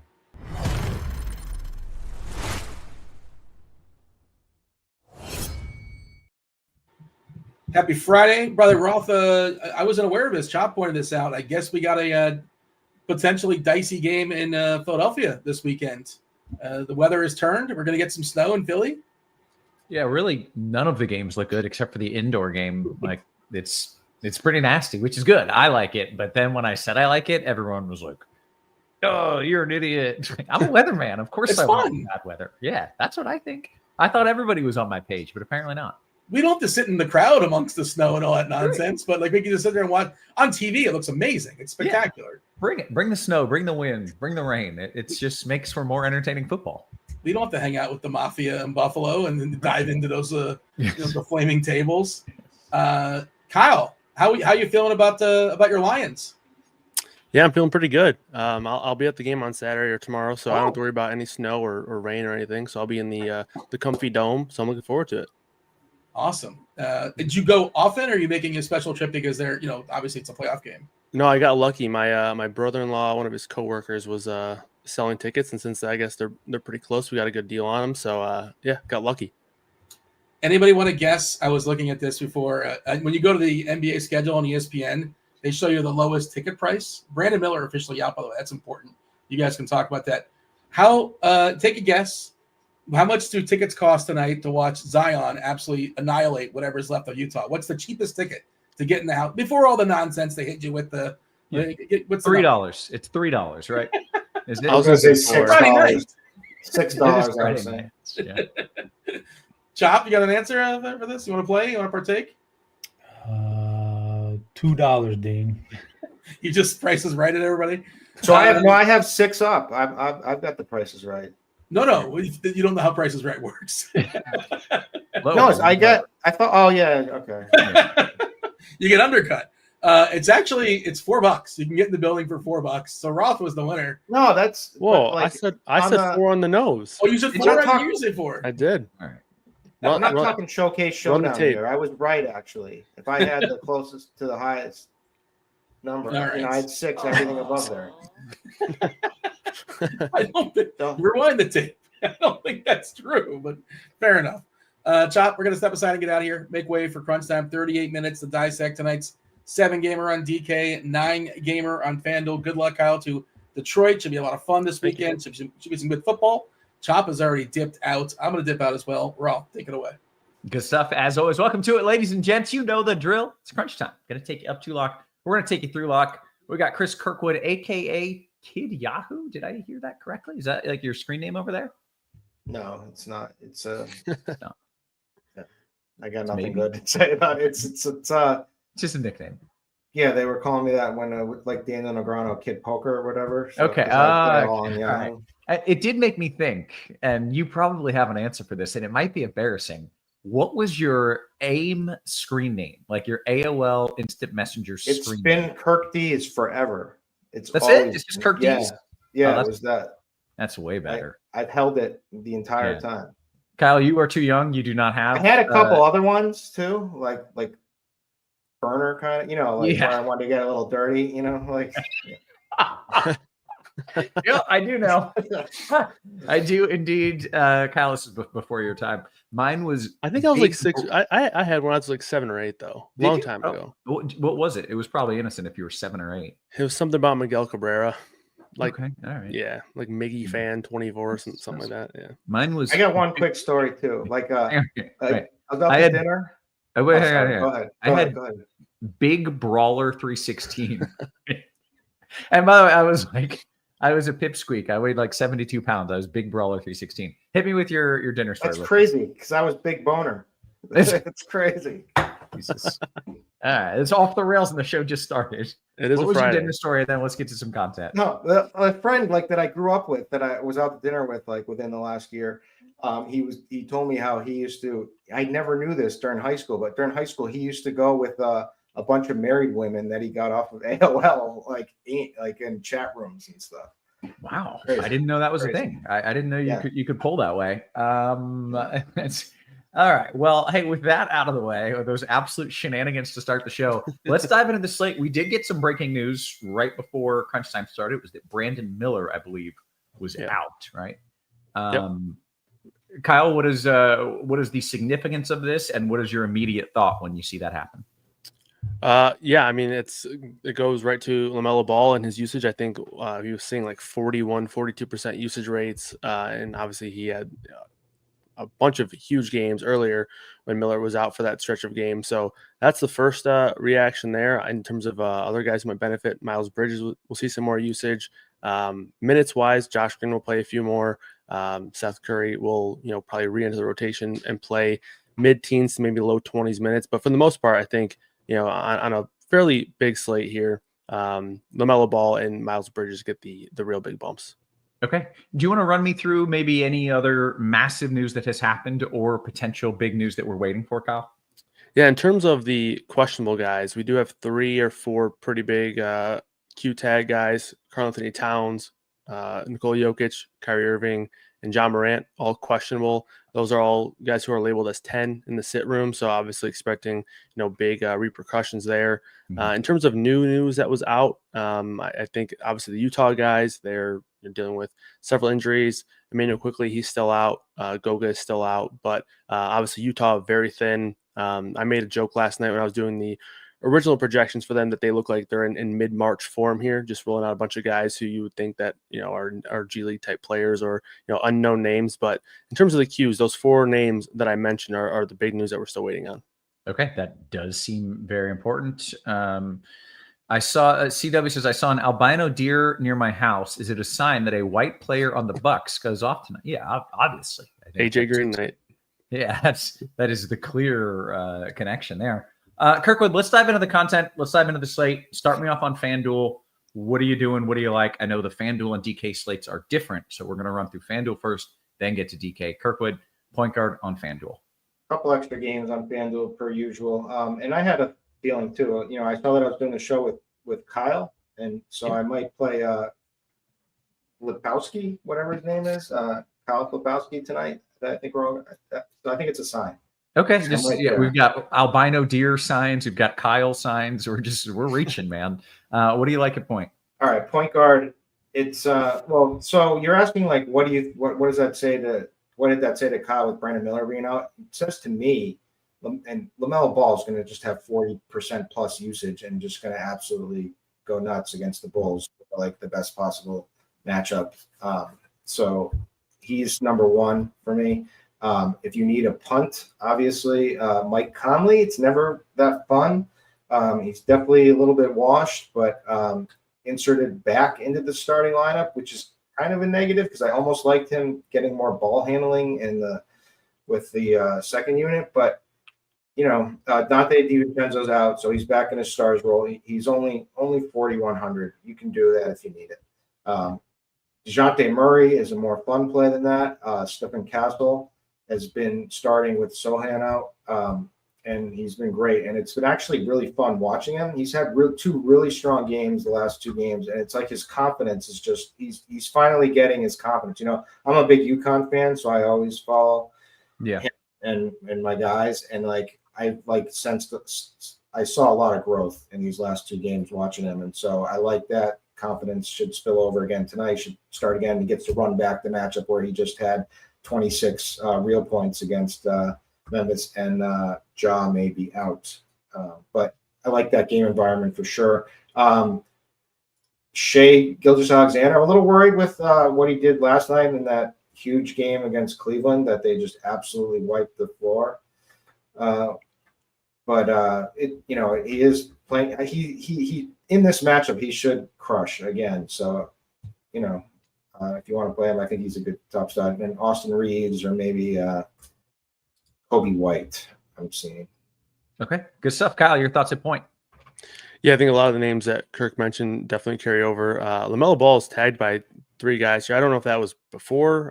It could have easily been before, and that just shows that he's even better now. Great matchup there against Chicago. I think he's by far the spend up option, definitely at the point guard position, but maybe even on the slate in general. It will be interesting to see the ownership between him and Shai, though. I do think that's an interesting tournament theory to maybe play SGA over LaMelo. And then again, if you're not playing LaMelo, I do think it makes sense to look at another Hornet player, probably Miles Bridges. But other guards I like, Tyler Hero and Stephon Castle, Keontae George in the mid-range. These kinds of guys I like in terms of like that 5 to 8K range. And then John Morant, currently questionable. If he plays, I like him. We've kind of seen, Memphis allow their main players to, play extended run now, finally. But 3-point spread here, so I'd expect them to be able to play 32 to 35 minutes here if the game stays close. But if he's out, Scottie Pippen's probably going to get the start, and he would look pretty good as well.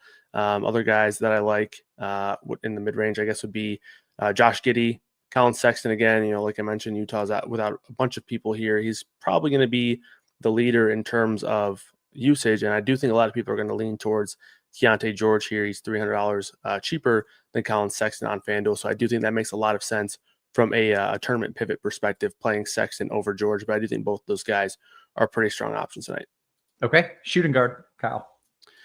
Yeah, up at the top. If John Morant's out, I like Desmond Bane. Even if he plays, I still like Bane, but he is getting up there in terms of his ownership. So I probably like him better with Zhao, but that's going to inflate the ownership even more there. Trey Murphy has been fantastic as of late since he returned from injury, scoring a bunch of points. He's taken massive amounts of shots. When you look at him since the new year, he's taken 17 plus shots in every game so far this season. That's a big transition from him compared to last year, where he was a guy who just wasn't all that active in terms of getting shots up, also posting some rebound numbers. So Trey Murphy, I do think is worth this price tag at 7.9. I like him quite a bit there. Castle, you can also play at shooting guard. Austin Reeves, Zach LaVine, a couple other my favorites would be Keontae George in the mid-range. Again, Tyler Hero. Again, Colin Sexton. And then I guess a value name I'll throw out there, Nickeil Alexander-Walker. I do think if you don't want to play Mike Conley, Alexander Walker's a guy who's going to come off the bench and potentially play more minutes than Mike Conley, just because it seems like it's pretty evident that they don't want to run out Mike Conley for a ton of minutes every single night. That's kind of why they moved him to the bench there. But Alexander Walker can put up the defensive points, which is even better on FanDuel, with stocks and blocks and steals being worth 3 points there. So Alexander Walker is a value play that I like quite a bit here tonight on FanDuel. Okay, very good. And I don't know if you guys saw the 19 people in chat that made the comment, and we appreciate them. Levine got the late Q tag now. Ooh. Which, if he is out, Kyle, your immediate reaction if he were to sit? Yeah, that's huge for Kobe White, who would see more usage amongst the guards. Josh Giddey probably see more minutes, a little bit more usage as well. Vooch will see more usage, and then I have to look at his prices. I haven't looked at him too closely today because he wasn't super in my player pool there. But Lonzo Ball as well. Again, he's not going to play a ton of minutes. He could re-enter the starting lineup though, as they did when Kobe White was out the other day. But he's been a good permanent producer. So Lonzo Ball, he's 5K on FanDuel. I'll have to see what he is on DraftKings, but he could also be in play as well. Okay, Kirkwood, I want to give it to you as shooting guard. If you have anything on the Levine news, go for it. And then answer this question for me from Javier. If Levine is out, do you like Giddey more than White? Do you have a preference there? Man, it's pick your boy. It's like both of them could go off at the same time, and they're they both could be really good. They're really close plays. I guess I would do Giddey because I just think he's more well-rounded, from like putting up a full stat line. Mm-hmm. I also would like Ayo DeSumo on his birthday here, but we're just not getting enough minutes out of him yet. But yeah, I think Giddey's my favorite. Okay. Run through shooting guard for me. Castle again. Already said my spiel. Devin Vassell is also a solid play in this game, like the San Antonio Memphis game. Again, it was pretty fun the other night, and I expect a lot of fantasy points tonight. Trey Murphy, like Kyle said, just been he's been extremely efficient lately. I mean, gosh, look at that! Like his game log is just crazy. Yeah. Like never would have expected that. Like just 50. So he's been crushing. I think it's still a good spot as long as he stays on the floor, because there's definite blowout potential here. But like Anthony Edwards is my guy in this. Cat better be in, right? Like against Minnesota on a Friday night here. Yeah. Like you think, you got to play there. If you, people just question your overall toughness if you don't make it for that game. They always question him in general too. Yeah. So it's like man up and play. Yeah. So I think he will. And in that case, I love the Edwards Cat, going back at it, start some lineups with those two. Desmond Bane gets a big boost too if Jaw's out. Austin Reeves is in play. And that's about it. Okay. How about small forward, Kirkwood? All righty. Sensaval, a cheap Utah guy. They just don't have many bodies. I don't know if we went over all the guys that are out for them, but it is a lot. So they're missing John Collins, Walker Kessler, Lauri Markkanen. So that's three starters right there usually. Jordan Clarkson is usually their guy off the bench. Now he's been out. Johnny Juzang's out again. Potter is out. It's like, who do they have? They have Colin Sexton. And they have Sensabaugh. I think Sensabaugh is just going to play a ton of minutes regardless if this game blows out or not. And he's at least somebody who can create his own shots, and that's what they need. So like him, I think he's a solid play regardless how the game goes. Jalen Williams is in play again. That back-to-back again scares me a little, but the Thunder have always come to play every night. Like that's the one thing they do is they play hard. Keldon Johnson, big body, could be a guy that I could see playing for cheap if I need it. There's Miles Bridges for sure. Scotty Barnes, solid play. RJ Barrett, if you think that game, if they can stay close. I mean, they just beat the Celtics. They've been competing right now. Toronto, as long as they have Scotty and RJ in there, they've been competing. So don't overlook those guys. Yeah. All right, Kyler. Damn it. I'm sorry. No worries. That's you all the time, and it's the worst. Kyle, your thoughts there at small forward? Yeah, obviously Miles Bridges up at the top. Honestly, I don't know how many lineups I'll be building without at least one of him or LaMelo Ball. Because again, if you can definitely play both, and then if you're not playing LaMelo, I definitely think you want to at least consider Miles Bridges there. So I like him quite a bit. Desmond Bane, Trey Murphy, guys at the shooting guard position that I already touched on, who I like here as well. For what it's worth, I mean, I probably am building right now as if Levine's going to be out. Like, I would be pretty surprised at this point if he plays with that late Q tag. It was an illness, so it's probably something that he was trying to get through, realized that it just wasn't happening, and now they're labeling him questionable. I would be highly surprised if he ends up playing. Love the sense ball call there by Kirkwood. Obviously, Utah, rolling out a bunch of guys who essentially are trying to impress in these, limited opportunities because, they're not really big names here. Edwards up at the top, I like as well. But again, I do think it's harder to prioritize him now, especially with the guards, mainly LaMelo Ball and SGA in terms of spend ups there. But Rui Hachimura, I like as well. He's been playing more minutes with the current rotation there. We have him at 32 tonight. Good matchup against Brooklyn. He hasn't been as good on a permanent basis recently as he was early on in the season, but I do still think that he's going to be playing some solid minutes there. Scotty Barnes kind of in the same mold as Anthony Edwards. Like him for a contrarian spend-up option, but it is fairly difficult to get to him in a ton of lineups just because of the fact that, opportunity cost up top. A couple other names in terms of cheaper guys I like. Already mentioned Alexander Walker. You can play at shooting guard and small forward. I'll have a ton of him on FanDuel today. I love that price, and I love that he has the stock upside there. Josh Green, same price there as Alexander Walker. Probably going to play more minutes than Alexander Walker, but probably not as good as a permanent producer. But I think both those guys obviously allow you to open up a lot of salary there throughout the rest of your lineup. So those two guys I like as a value option. Well said. Take me to power forward. Yeah, so power forward, obviously up at the top, you got Wemby. I know Dean was talking about his almost triple-double in terms of the block shots, points, and rebounds last game. He actually had 9 blocks. They took one away at home, too. You just can't be the home scorekeeper taking a block away from Wemby there when he's going for the triple-double. Cool. Yeah. In terms of guys who benefits from FanDuel scoring, he's probably number one. He can go out there and put up 10 blocks. That would be 30 points there for you alone on blocks alone. So obviously it's a ceiling game, but he's definitely capable of doing it. Love him there as a spend up option, and there's a lot of value that is opened up around him as well. Miles Bridges here, Giannis up at the top. Prefer Wemby at the price, but Giannis is also viable there any given night. Triple J, like him, would like him even more if Ja is out. And based on ownership right now, I do think Bane would receive the larger bump there than Jaren Jackson. So I do like him, even if even if his ownership comes up a little bit, but I don't see him getting any more than 20-25% tonight. Mid-range guys, Rui, like I mentioned. Jovic, we have for mid-20s minutes, like that quite a bit. Filipowski, Kirkwood mentioned earlier, he's going to benefit from all these guys being out. And I would like to see the starting lineup there for Utah. I believe we have him in the projected lineup, but Utah's done some weird things with their starting lineups with guys out. So definitely make sure you're staying around to confirm that lineup there. Okay, good stuff. Kirkwood, your thoughts of power forward for me. Yeah, I'll echo Wembanyama for sure. I mean, he left so much meat on the bone. I watched that game too. I mean, so like, and I recommended him on that night saying, and the steals and block upside I highlighted when you play Memphis, and he certainly showed that with 8 blocks and 2 steals. He only scored 13 points, and he was struggling. Did he have 8 blocks and 2 steals? Yeah. Yep. Because when you said that, I mentioned, and I think Dean said it, I was like, he's the type of guy who could get you 8 blocks and 2 steals, and it wouldn't be an outrageous outcome.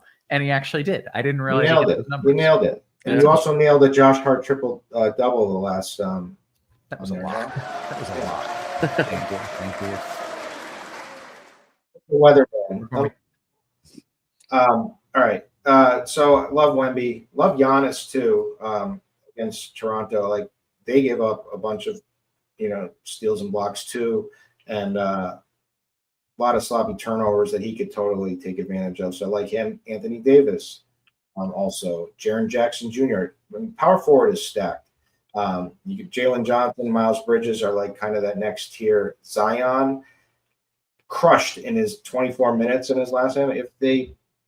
This is a game where he could probably, if they just bump a couple more minutes, like get him close to 30, if like against this like whittled down Utah defense that they have, I mean, I could see him going off in like 26, 28, 30 minutes and crushing. So I don't mind him.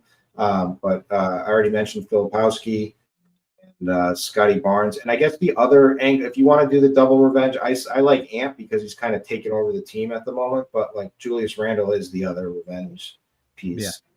But okay. Been closed last game. I don't think. I think Naz Reid has been closing, who's a good play, I think, as well. Julius Randle hasn't been closing?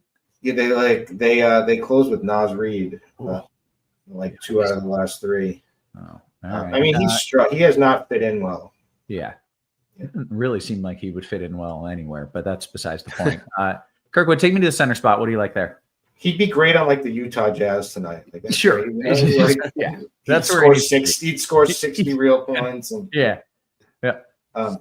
Center. Okay. Wemby again. But if you're playing Wemby, you're probably going to need to do it at the power forward position, and you're probably going to need to take some value here, which would be Drew Eubanks, who should get the start for Walker Kessler.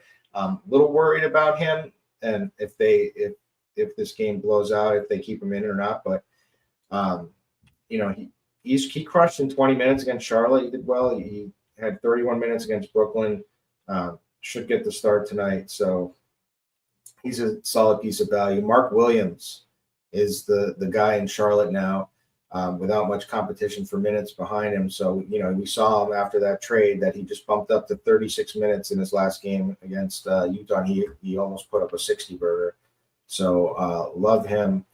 Love Jared Jackson. Probably the power forward I'd play him. Vooch is now in play. Gets a bump if Zach LaVine is out. And Cat Revenge. I mean, you got to do it.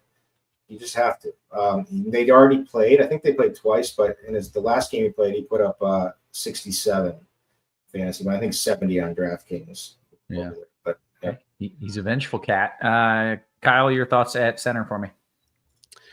Yeah, pretty solid position. I agree with playing Wemby at power forward. It's probably the better way to do it, just because you have some guys who are a little bit cheaper at the center position. Eubanks is one of them, but I do think that if you were looking to get different tonight in terms of really trying to go against the grain, a Drew Eubanks fade or pivot could potentially be appealing here. Keep in mind he's a seasoned vet. He's not a guy who is trying to fight for to stay out of the G League or anything like that. So if this game goes sideways, he's probably one of the first guys that is leaving the floor, and he's already probably not a guy that was going to project for a ton of minutes anyway. We had him for 25 minutes, and I would say that's probably if the game goes smoothly and the game stays pretty close, I think he'd probably play that way. But they have young guys behind him. Filipowski can play the center position. They have Shwebe here, who I think is going to get some looks there in terms of tournaments. So Eubanks, I would say, is where you'd start if you were looking to get instantly contrarian. And if you fade him, you kind of can just do whatever you want with the rest of your lineup there. Love the Mark Williams call. He did play 36 minutes last game after the Nick Richards trade. Doubt he plays that many minutes again. I mean, I guess we can see if he does, but I just don't think he's a guy that they want to risk playing, mid-30s minutes every single night. He's a guy who's had tons of injuries in his already short career. They did call up Moussa Diabate as well. So I do think we'll probably see him fall back to that 30-minute range, which is already an improvement from what we were seeing early on in the season, where he can easily be a guy who scores 50 points in 30 minutes. So still like Mark Williams quite a bit there. I think he's a strong play. Again, if you can definitely make a case for this Charlotte-Chicago game being the best game on the board. And those are the top two centers there for me: Wemby, Mark Williams. Eubanks, if you need the value there, but again, you can get different elsewhere. If you want a couple of cheap value pivots right away, Daniel Tice there at 3.9. Again, not a sexy play whatsoever, but he's 5%. He's a pretty similar player to Drew Eubanks. Drew Eubanks is the better permanent guy, but Drew Eubanks is going to come in at 65, 70%. Yeah. Wendell Carter there at 5.5 with those bigs out for Orlando. I love Wendell Carter tonight. Filipowski there. And then let me just check real quick where Shwebe is. 3.6 there for Oscar Swiebe there, who was a good producer in college as well. So if we can get 20 plus minutes from him, I think he could actually, easily overpass Eubanks there. Okay, good stuff. We want to make sure that everybody's getting the most out of their RG combo. And so we've got a good deal for you. For a limited time, that was the worst delivery of this line ever. For a limited time, get your first month of Combo Pro for $79.99. Just $15 more than PGA Premium. It's just $5 more than NBA Premium. That is truly fantastic value coming to you courtesy of RotoGrinders. Make sure you sign up. We want to jump to DK here. We only have 14 minutes until lock. Kyle, I want you to start on DK, and I just want guards as a whole. So point and shooting guard combined, just so that we can make sure we get to some questions. But we should have time. Yeah, sounds good. Real quick, I did see a couple questions about GG Jackson minutes. I know he's a guy that people are kind of interested to get back. He did make his return, but that was in the G League. He's not back up for this game, so he's not going to be playing tonight. So just to answer the questions about Jackson there. In terms of guards, a lot of the names that we touched on, FanDuel, I think, carry over nicely. LaMelo Ball, probably a top play on the slate. SGA is pretty cheap compared to his FanDuel price, only 10-2 over there. Those are the top two spend-ups at the position. Mid-range guys I like would be Tyler Hero, Damian Lillard, DeJounte Murray, and then Kobe White, I think, is a good play regardless at 6'3 here. And then if Levine's out, I think is an excellent play there at 6'3. So maybe if you like Kobe White, it's not a bad spot to maybe hope for some late news. Cheap guys, Conley, Nickeil Alexander-Walker. I do prefer Alexander-Walker over Conley tonight, especially if the ownership is going to favor Conley if he's starting. But we do have Alexander-Walker as a more popular guy. And then Josh Giddey I like if Levine's out. And that would be probably the top guards for me tonight. Okay, good stuff. Kirkwood, take me through your favorite guards on DK. I assume, again, you're looking at that LaMelo spot and saying, sign me up. Yep, give me LaMelo. Shea's right there, but I would take LaMelo definitely over him. And DeJounte Murray, Scotty Barnes, he's also small forward eligible. Anthony Edwards, Keontae George. I don't know if we mentioned him at all, but he's one of the main ball handler for the Jazz. Coming off of a really solid game against the Hornets, 26 real points, 35% usage. with all these guys out, so he's going to be in there if this game is like any remotely close. So if that happens, and like predicting these blowouts has killed me, recently in DFS. So I'm a little stunned with that. So Keontae is definitely someone I don't want to overlook. Trey Murphy, Jamal Murray, who would get a big bump if Joker's out.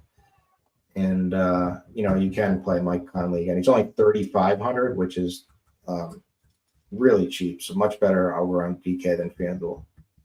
Okay, good stuff. You get to walk us through the forward spot now. All right. Here. Over 400 people are watching, and there's less than 80 likes. Mystery Relevant. This is not me saying it. It's a viewer. That's wild. Mystery Relevant says, smash that thumbs up for this amazing free content. My guy, getting us hyped. Get us up to, remember, we're trying to keep this show free because it gets eyeballs. But if we're not getting likes, then we don't get eyeballs. And then the whole thing falls apart, and we're going to lose the free content. So make sure you hit that thumbs up for us. Kirkwood, what are you doing at the forward spot? Giannis, we don't get access to Wemby over here. So Giannis is the clear top spend with LaMelo for me. Miles Bridges, as we said, just in a really good spot with the Hornets for minutes and usage, and this really good matchup against Chicago. Scotty Barnes, again, I mentioned him over on the guard. You can play him at small forward as well. Bryce Sensabaugh, I already gave him my spiel on FanDuel, but he should be out there. He should be in mop-up duty too. He should, and he's a shot creator, so 4,800 seems extremely low for the night he could have. Zion, reasonable, hoping to get a few more minutes out of him, but I could just totally see him dominating this easy matchup just because that would just fit. It doesn't take much work to dominate for him in this matchup. So I could see him going off. RJ Barrett, Trey Murphy, Flipowski, Naz Reid. I mentioned, he's just, the minutes have been creeping up with him. And, with Rudy playing so bad and Randall playing so bad, he could earn some more minutes here. So I like him kind of cheap. Sure. That's all. That's good. Yeah. Unless you want more. I mean, I can name more, but no, that's good. That's good. Kyle, what are you doing at the forward spot, both small forward and power forward? combined on DK. Yeah, so Giannis, I do think is a better play on DraftKings because he's not competing with Wemby, who's not on the DraftKings main slate. So I do like Giannis more over there. Miles Bridges, Sensabaugh, like Kirkwood mentioned, I think is a good play there at sub 5K. Zion, I do like that call because if you think that the 8.6 price tag is kind of baking in the minutes limit there for Zion, he's essentially blowout proof because of the fact that he's probably not going to play, mid 30s minutes anyway. So the blowout will probably still play 26, 28 minutes in a blowout unless it goes sideways really early, which it definitely could. But Zion, I do think is a strong play there, especially at sub 10% ownership. Trey Murphy, you mentioned him on the FanDuel side. I actually think he's probably an even better play on DraftKings because of his 3-point bonus that you get over there on DraftKings. So like Trey Murphy, Naz Reid, I think is a good play, especially when you're looking at being contrarian. Sub 5K there. So, and like Kirkwood mentioned earlier, he's been closing a couple times as of late. So if he can play 24 to 27 minutes, I think he's a really strong play. Julius Randle is 7-1 here. Obviously, he's struggling so far this season. It seems more like effort than anything, but maybe against the Knicks team that he just got traded from, maybe he'll have a little bit more of a spark there to him. 10% ownership at 7-1. I don't mind there, but I do think there are some safer plays. Obviously, even in that range alone, would much rather play Miles Bridges, who projects for almost 10 points more than Randall. But the rest of these guys, in terms of value that I like, Dort is available. Boucher we have for 21 minutes. Don't mind him there. Josh Green, like I mentioned, not necessarily an explosive permanent guy, but should be out there for quite a few minutes there. And then the Utah guys, in terms of value plays, Kyle Filipowski is the forward eligible along with Sensabaugh. So those are the two that I like in terms of the Utah guys. Okay, good stuff. That brings us to the center spots. Kyle, is it the same deal? You're just playing Eubanks or is he off the slate? Again, I think, he has less ownership over on DraftKings. So I do think he's a better play over there compared to where his ownership is sitting in, the mid 60s there on FanDuel. So you can definitely play him. But in my opinion, you got Wendell Carter here, $200 more. Projecting for 4 points lower in terms of projected ownership. We have him for a point higher, 28 minutes. He actually played, I think, 33 minutes last game out. He did close in a blowout. That was kind of a little bit of a concern there. But with all these guys out, it's just not that surprising that Wendell Carter Jr. is playing big minutes. So Wendell Carter Jr. is one of my favorite plays on FanDuel at the 5.5 price tag. He's definitely one of my favorite plays here at 4.3. Mark Williams, you can play. Jokic, if he plays, you can suit him up there at almost 12K. But if you're looking for value, guys, Wendell Carter is definitely gonna be my favorite value option. Okay, Kirkwood, I know you're into your boy Filipowski, little Kyle Connect, but not really. Like, are you actually playing that dude or no? Yeah. Okay. Yeah. Right. Just checking. Just wanted to be clear. And I also have a lot of interest in Toshiba, who's the stone minimum on DraftKings. He's a G League MVP guy and a scorer. So. Yeah, I love dudes like that. Yeah. Those guys are so much better in DFS lineups than the guys who just kind of sit there in the corner. Like, give me the dude who takes the shots and who does the things, man. Yeah, even if he sucks, he just has to be good for tonight. Right. That's fine. Yeah, Karl Anthony Towns, revenge spot. Mark Williams, I like a lot. Joker, if he plays. I like what Kyle was saying about Wendell Carter Jr. Just the minutes seem really safe. And I just have no trust in Boston right now. We'll wait and see how they come back. But 4,300, great pivot off of Eubanks. But you can play Eubanks too as well. Daniel Gafford is still too cheap on over here on DraftKings as they hiked them up on FanDuel. But OKC without Hartenstein, and then also Kyrie playing should help him. Should help him get some bunch of lobs and what have you. So, and for the game to be more competitive, we just got that news that Kyrie is in too, so that's good for Gafford. Vooch, man, I say this every time, but like I look at 5,400 I look at Rudy Gobert, and there has to be spots where he's going to crush that. Like. He's 50. How bad could he be at 5,400? But he was really bad in that game against Cat. But maybe he wants to like revenge his horrible Cat revenge game performance. But I don't know. Shouldn't he just be able to get like a 15 and 15, just stumble into it? Yeah, shouldn't it's crazy. That happen at that? Yeah, and the one thing he plays better statistically with Conley. Conley does a lot of the lobs with him, so Conley starting could be a boost for him. Yeah. Okay. And maybe like Porzingis, but I think if you want to play this Boston game at all, like I think Tatum is going to go nuts tonight. Okay. You mentioned the Stone Cold Min guy who was the G League MVP, and Mario Donizzi said who? And I don't just click in Oscar. Yeah. Because it's Tshiebwe, but it's Tshiebwe. Just type in Oscar, you should get him. If you're building on your phone right now, like I think you're doing, Roth. All right, we've got about 3 minutes until lock. That escalated quickly. Let's jump into some questions, as always, starting with the cool kids in the RotoGrinders Discord. Let's see what we got. FanDuel Cash, Kyle, 2v2, Trey Murphy and Cody Martin, or McCollum and Sensabaugh.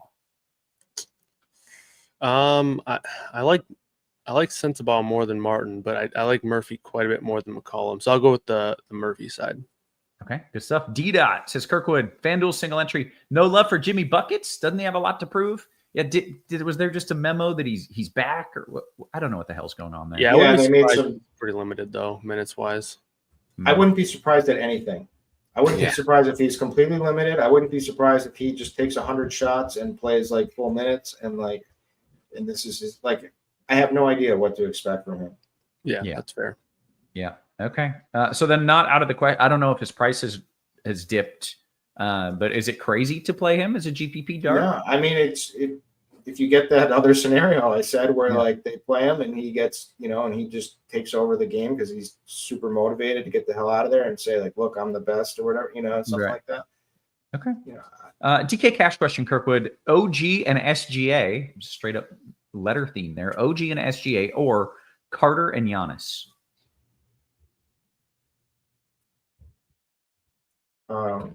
Which Carter? What am I missing? Wendell Carter, maybe. Wendell Carter Jr. and Giannis. Okay. Probably take the first option. Okay. Pretty close though. Yeah. Your favorite Pelican, Kyle, DKGPP, your favorite Pel.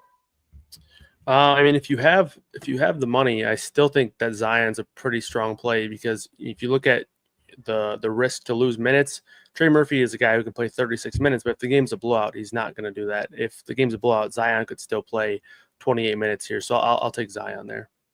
I don't know. I can't get on board with dudes with the shortened minutes. Like, I realize his price is down to reflect that, but it just bothers me that I know he can't get 35 minutes. Let's see. Scrolling up. We need more questions. What are you guys doing? Just messing around. We got less than a minute until lock, and we somehow answered all the questions. Yeah, we did it. Your favorite play on the whole slate, Kyle? Your favorite play?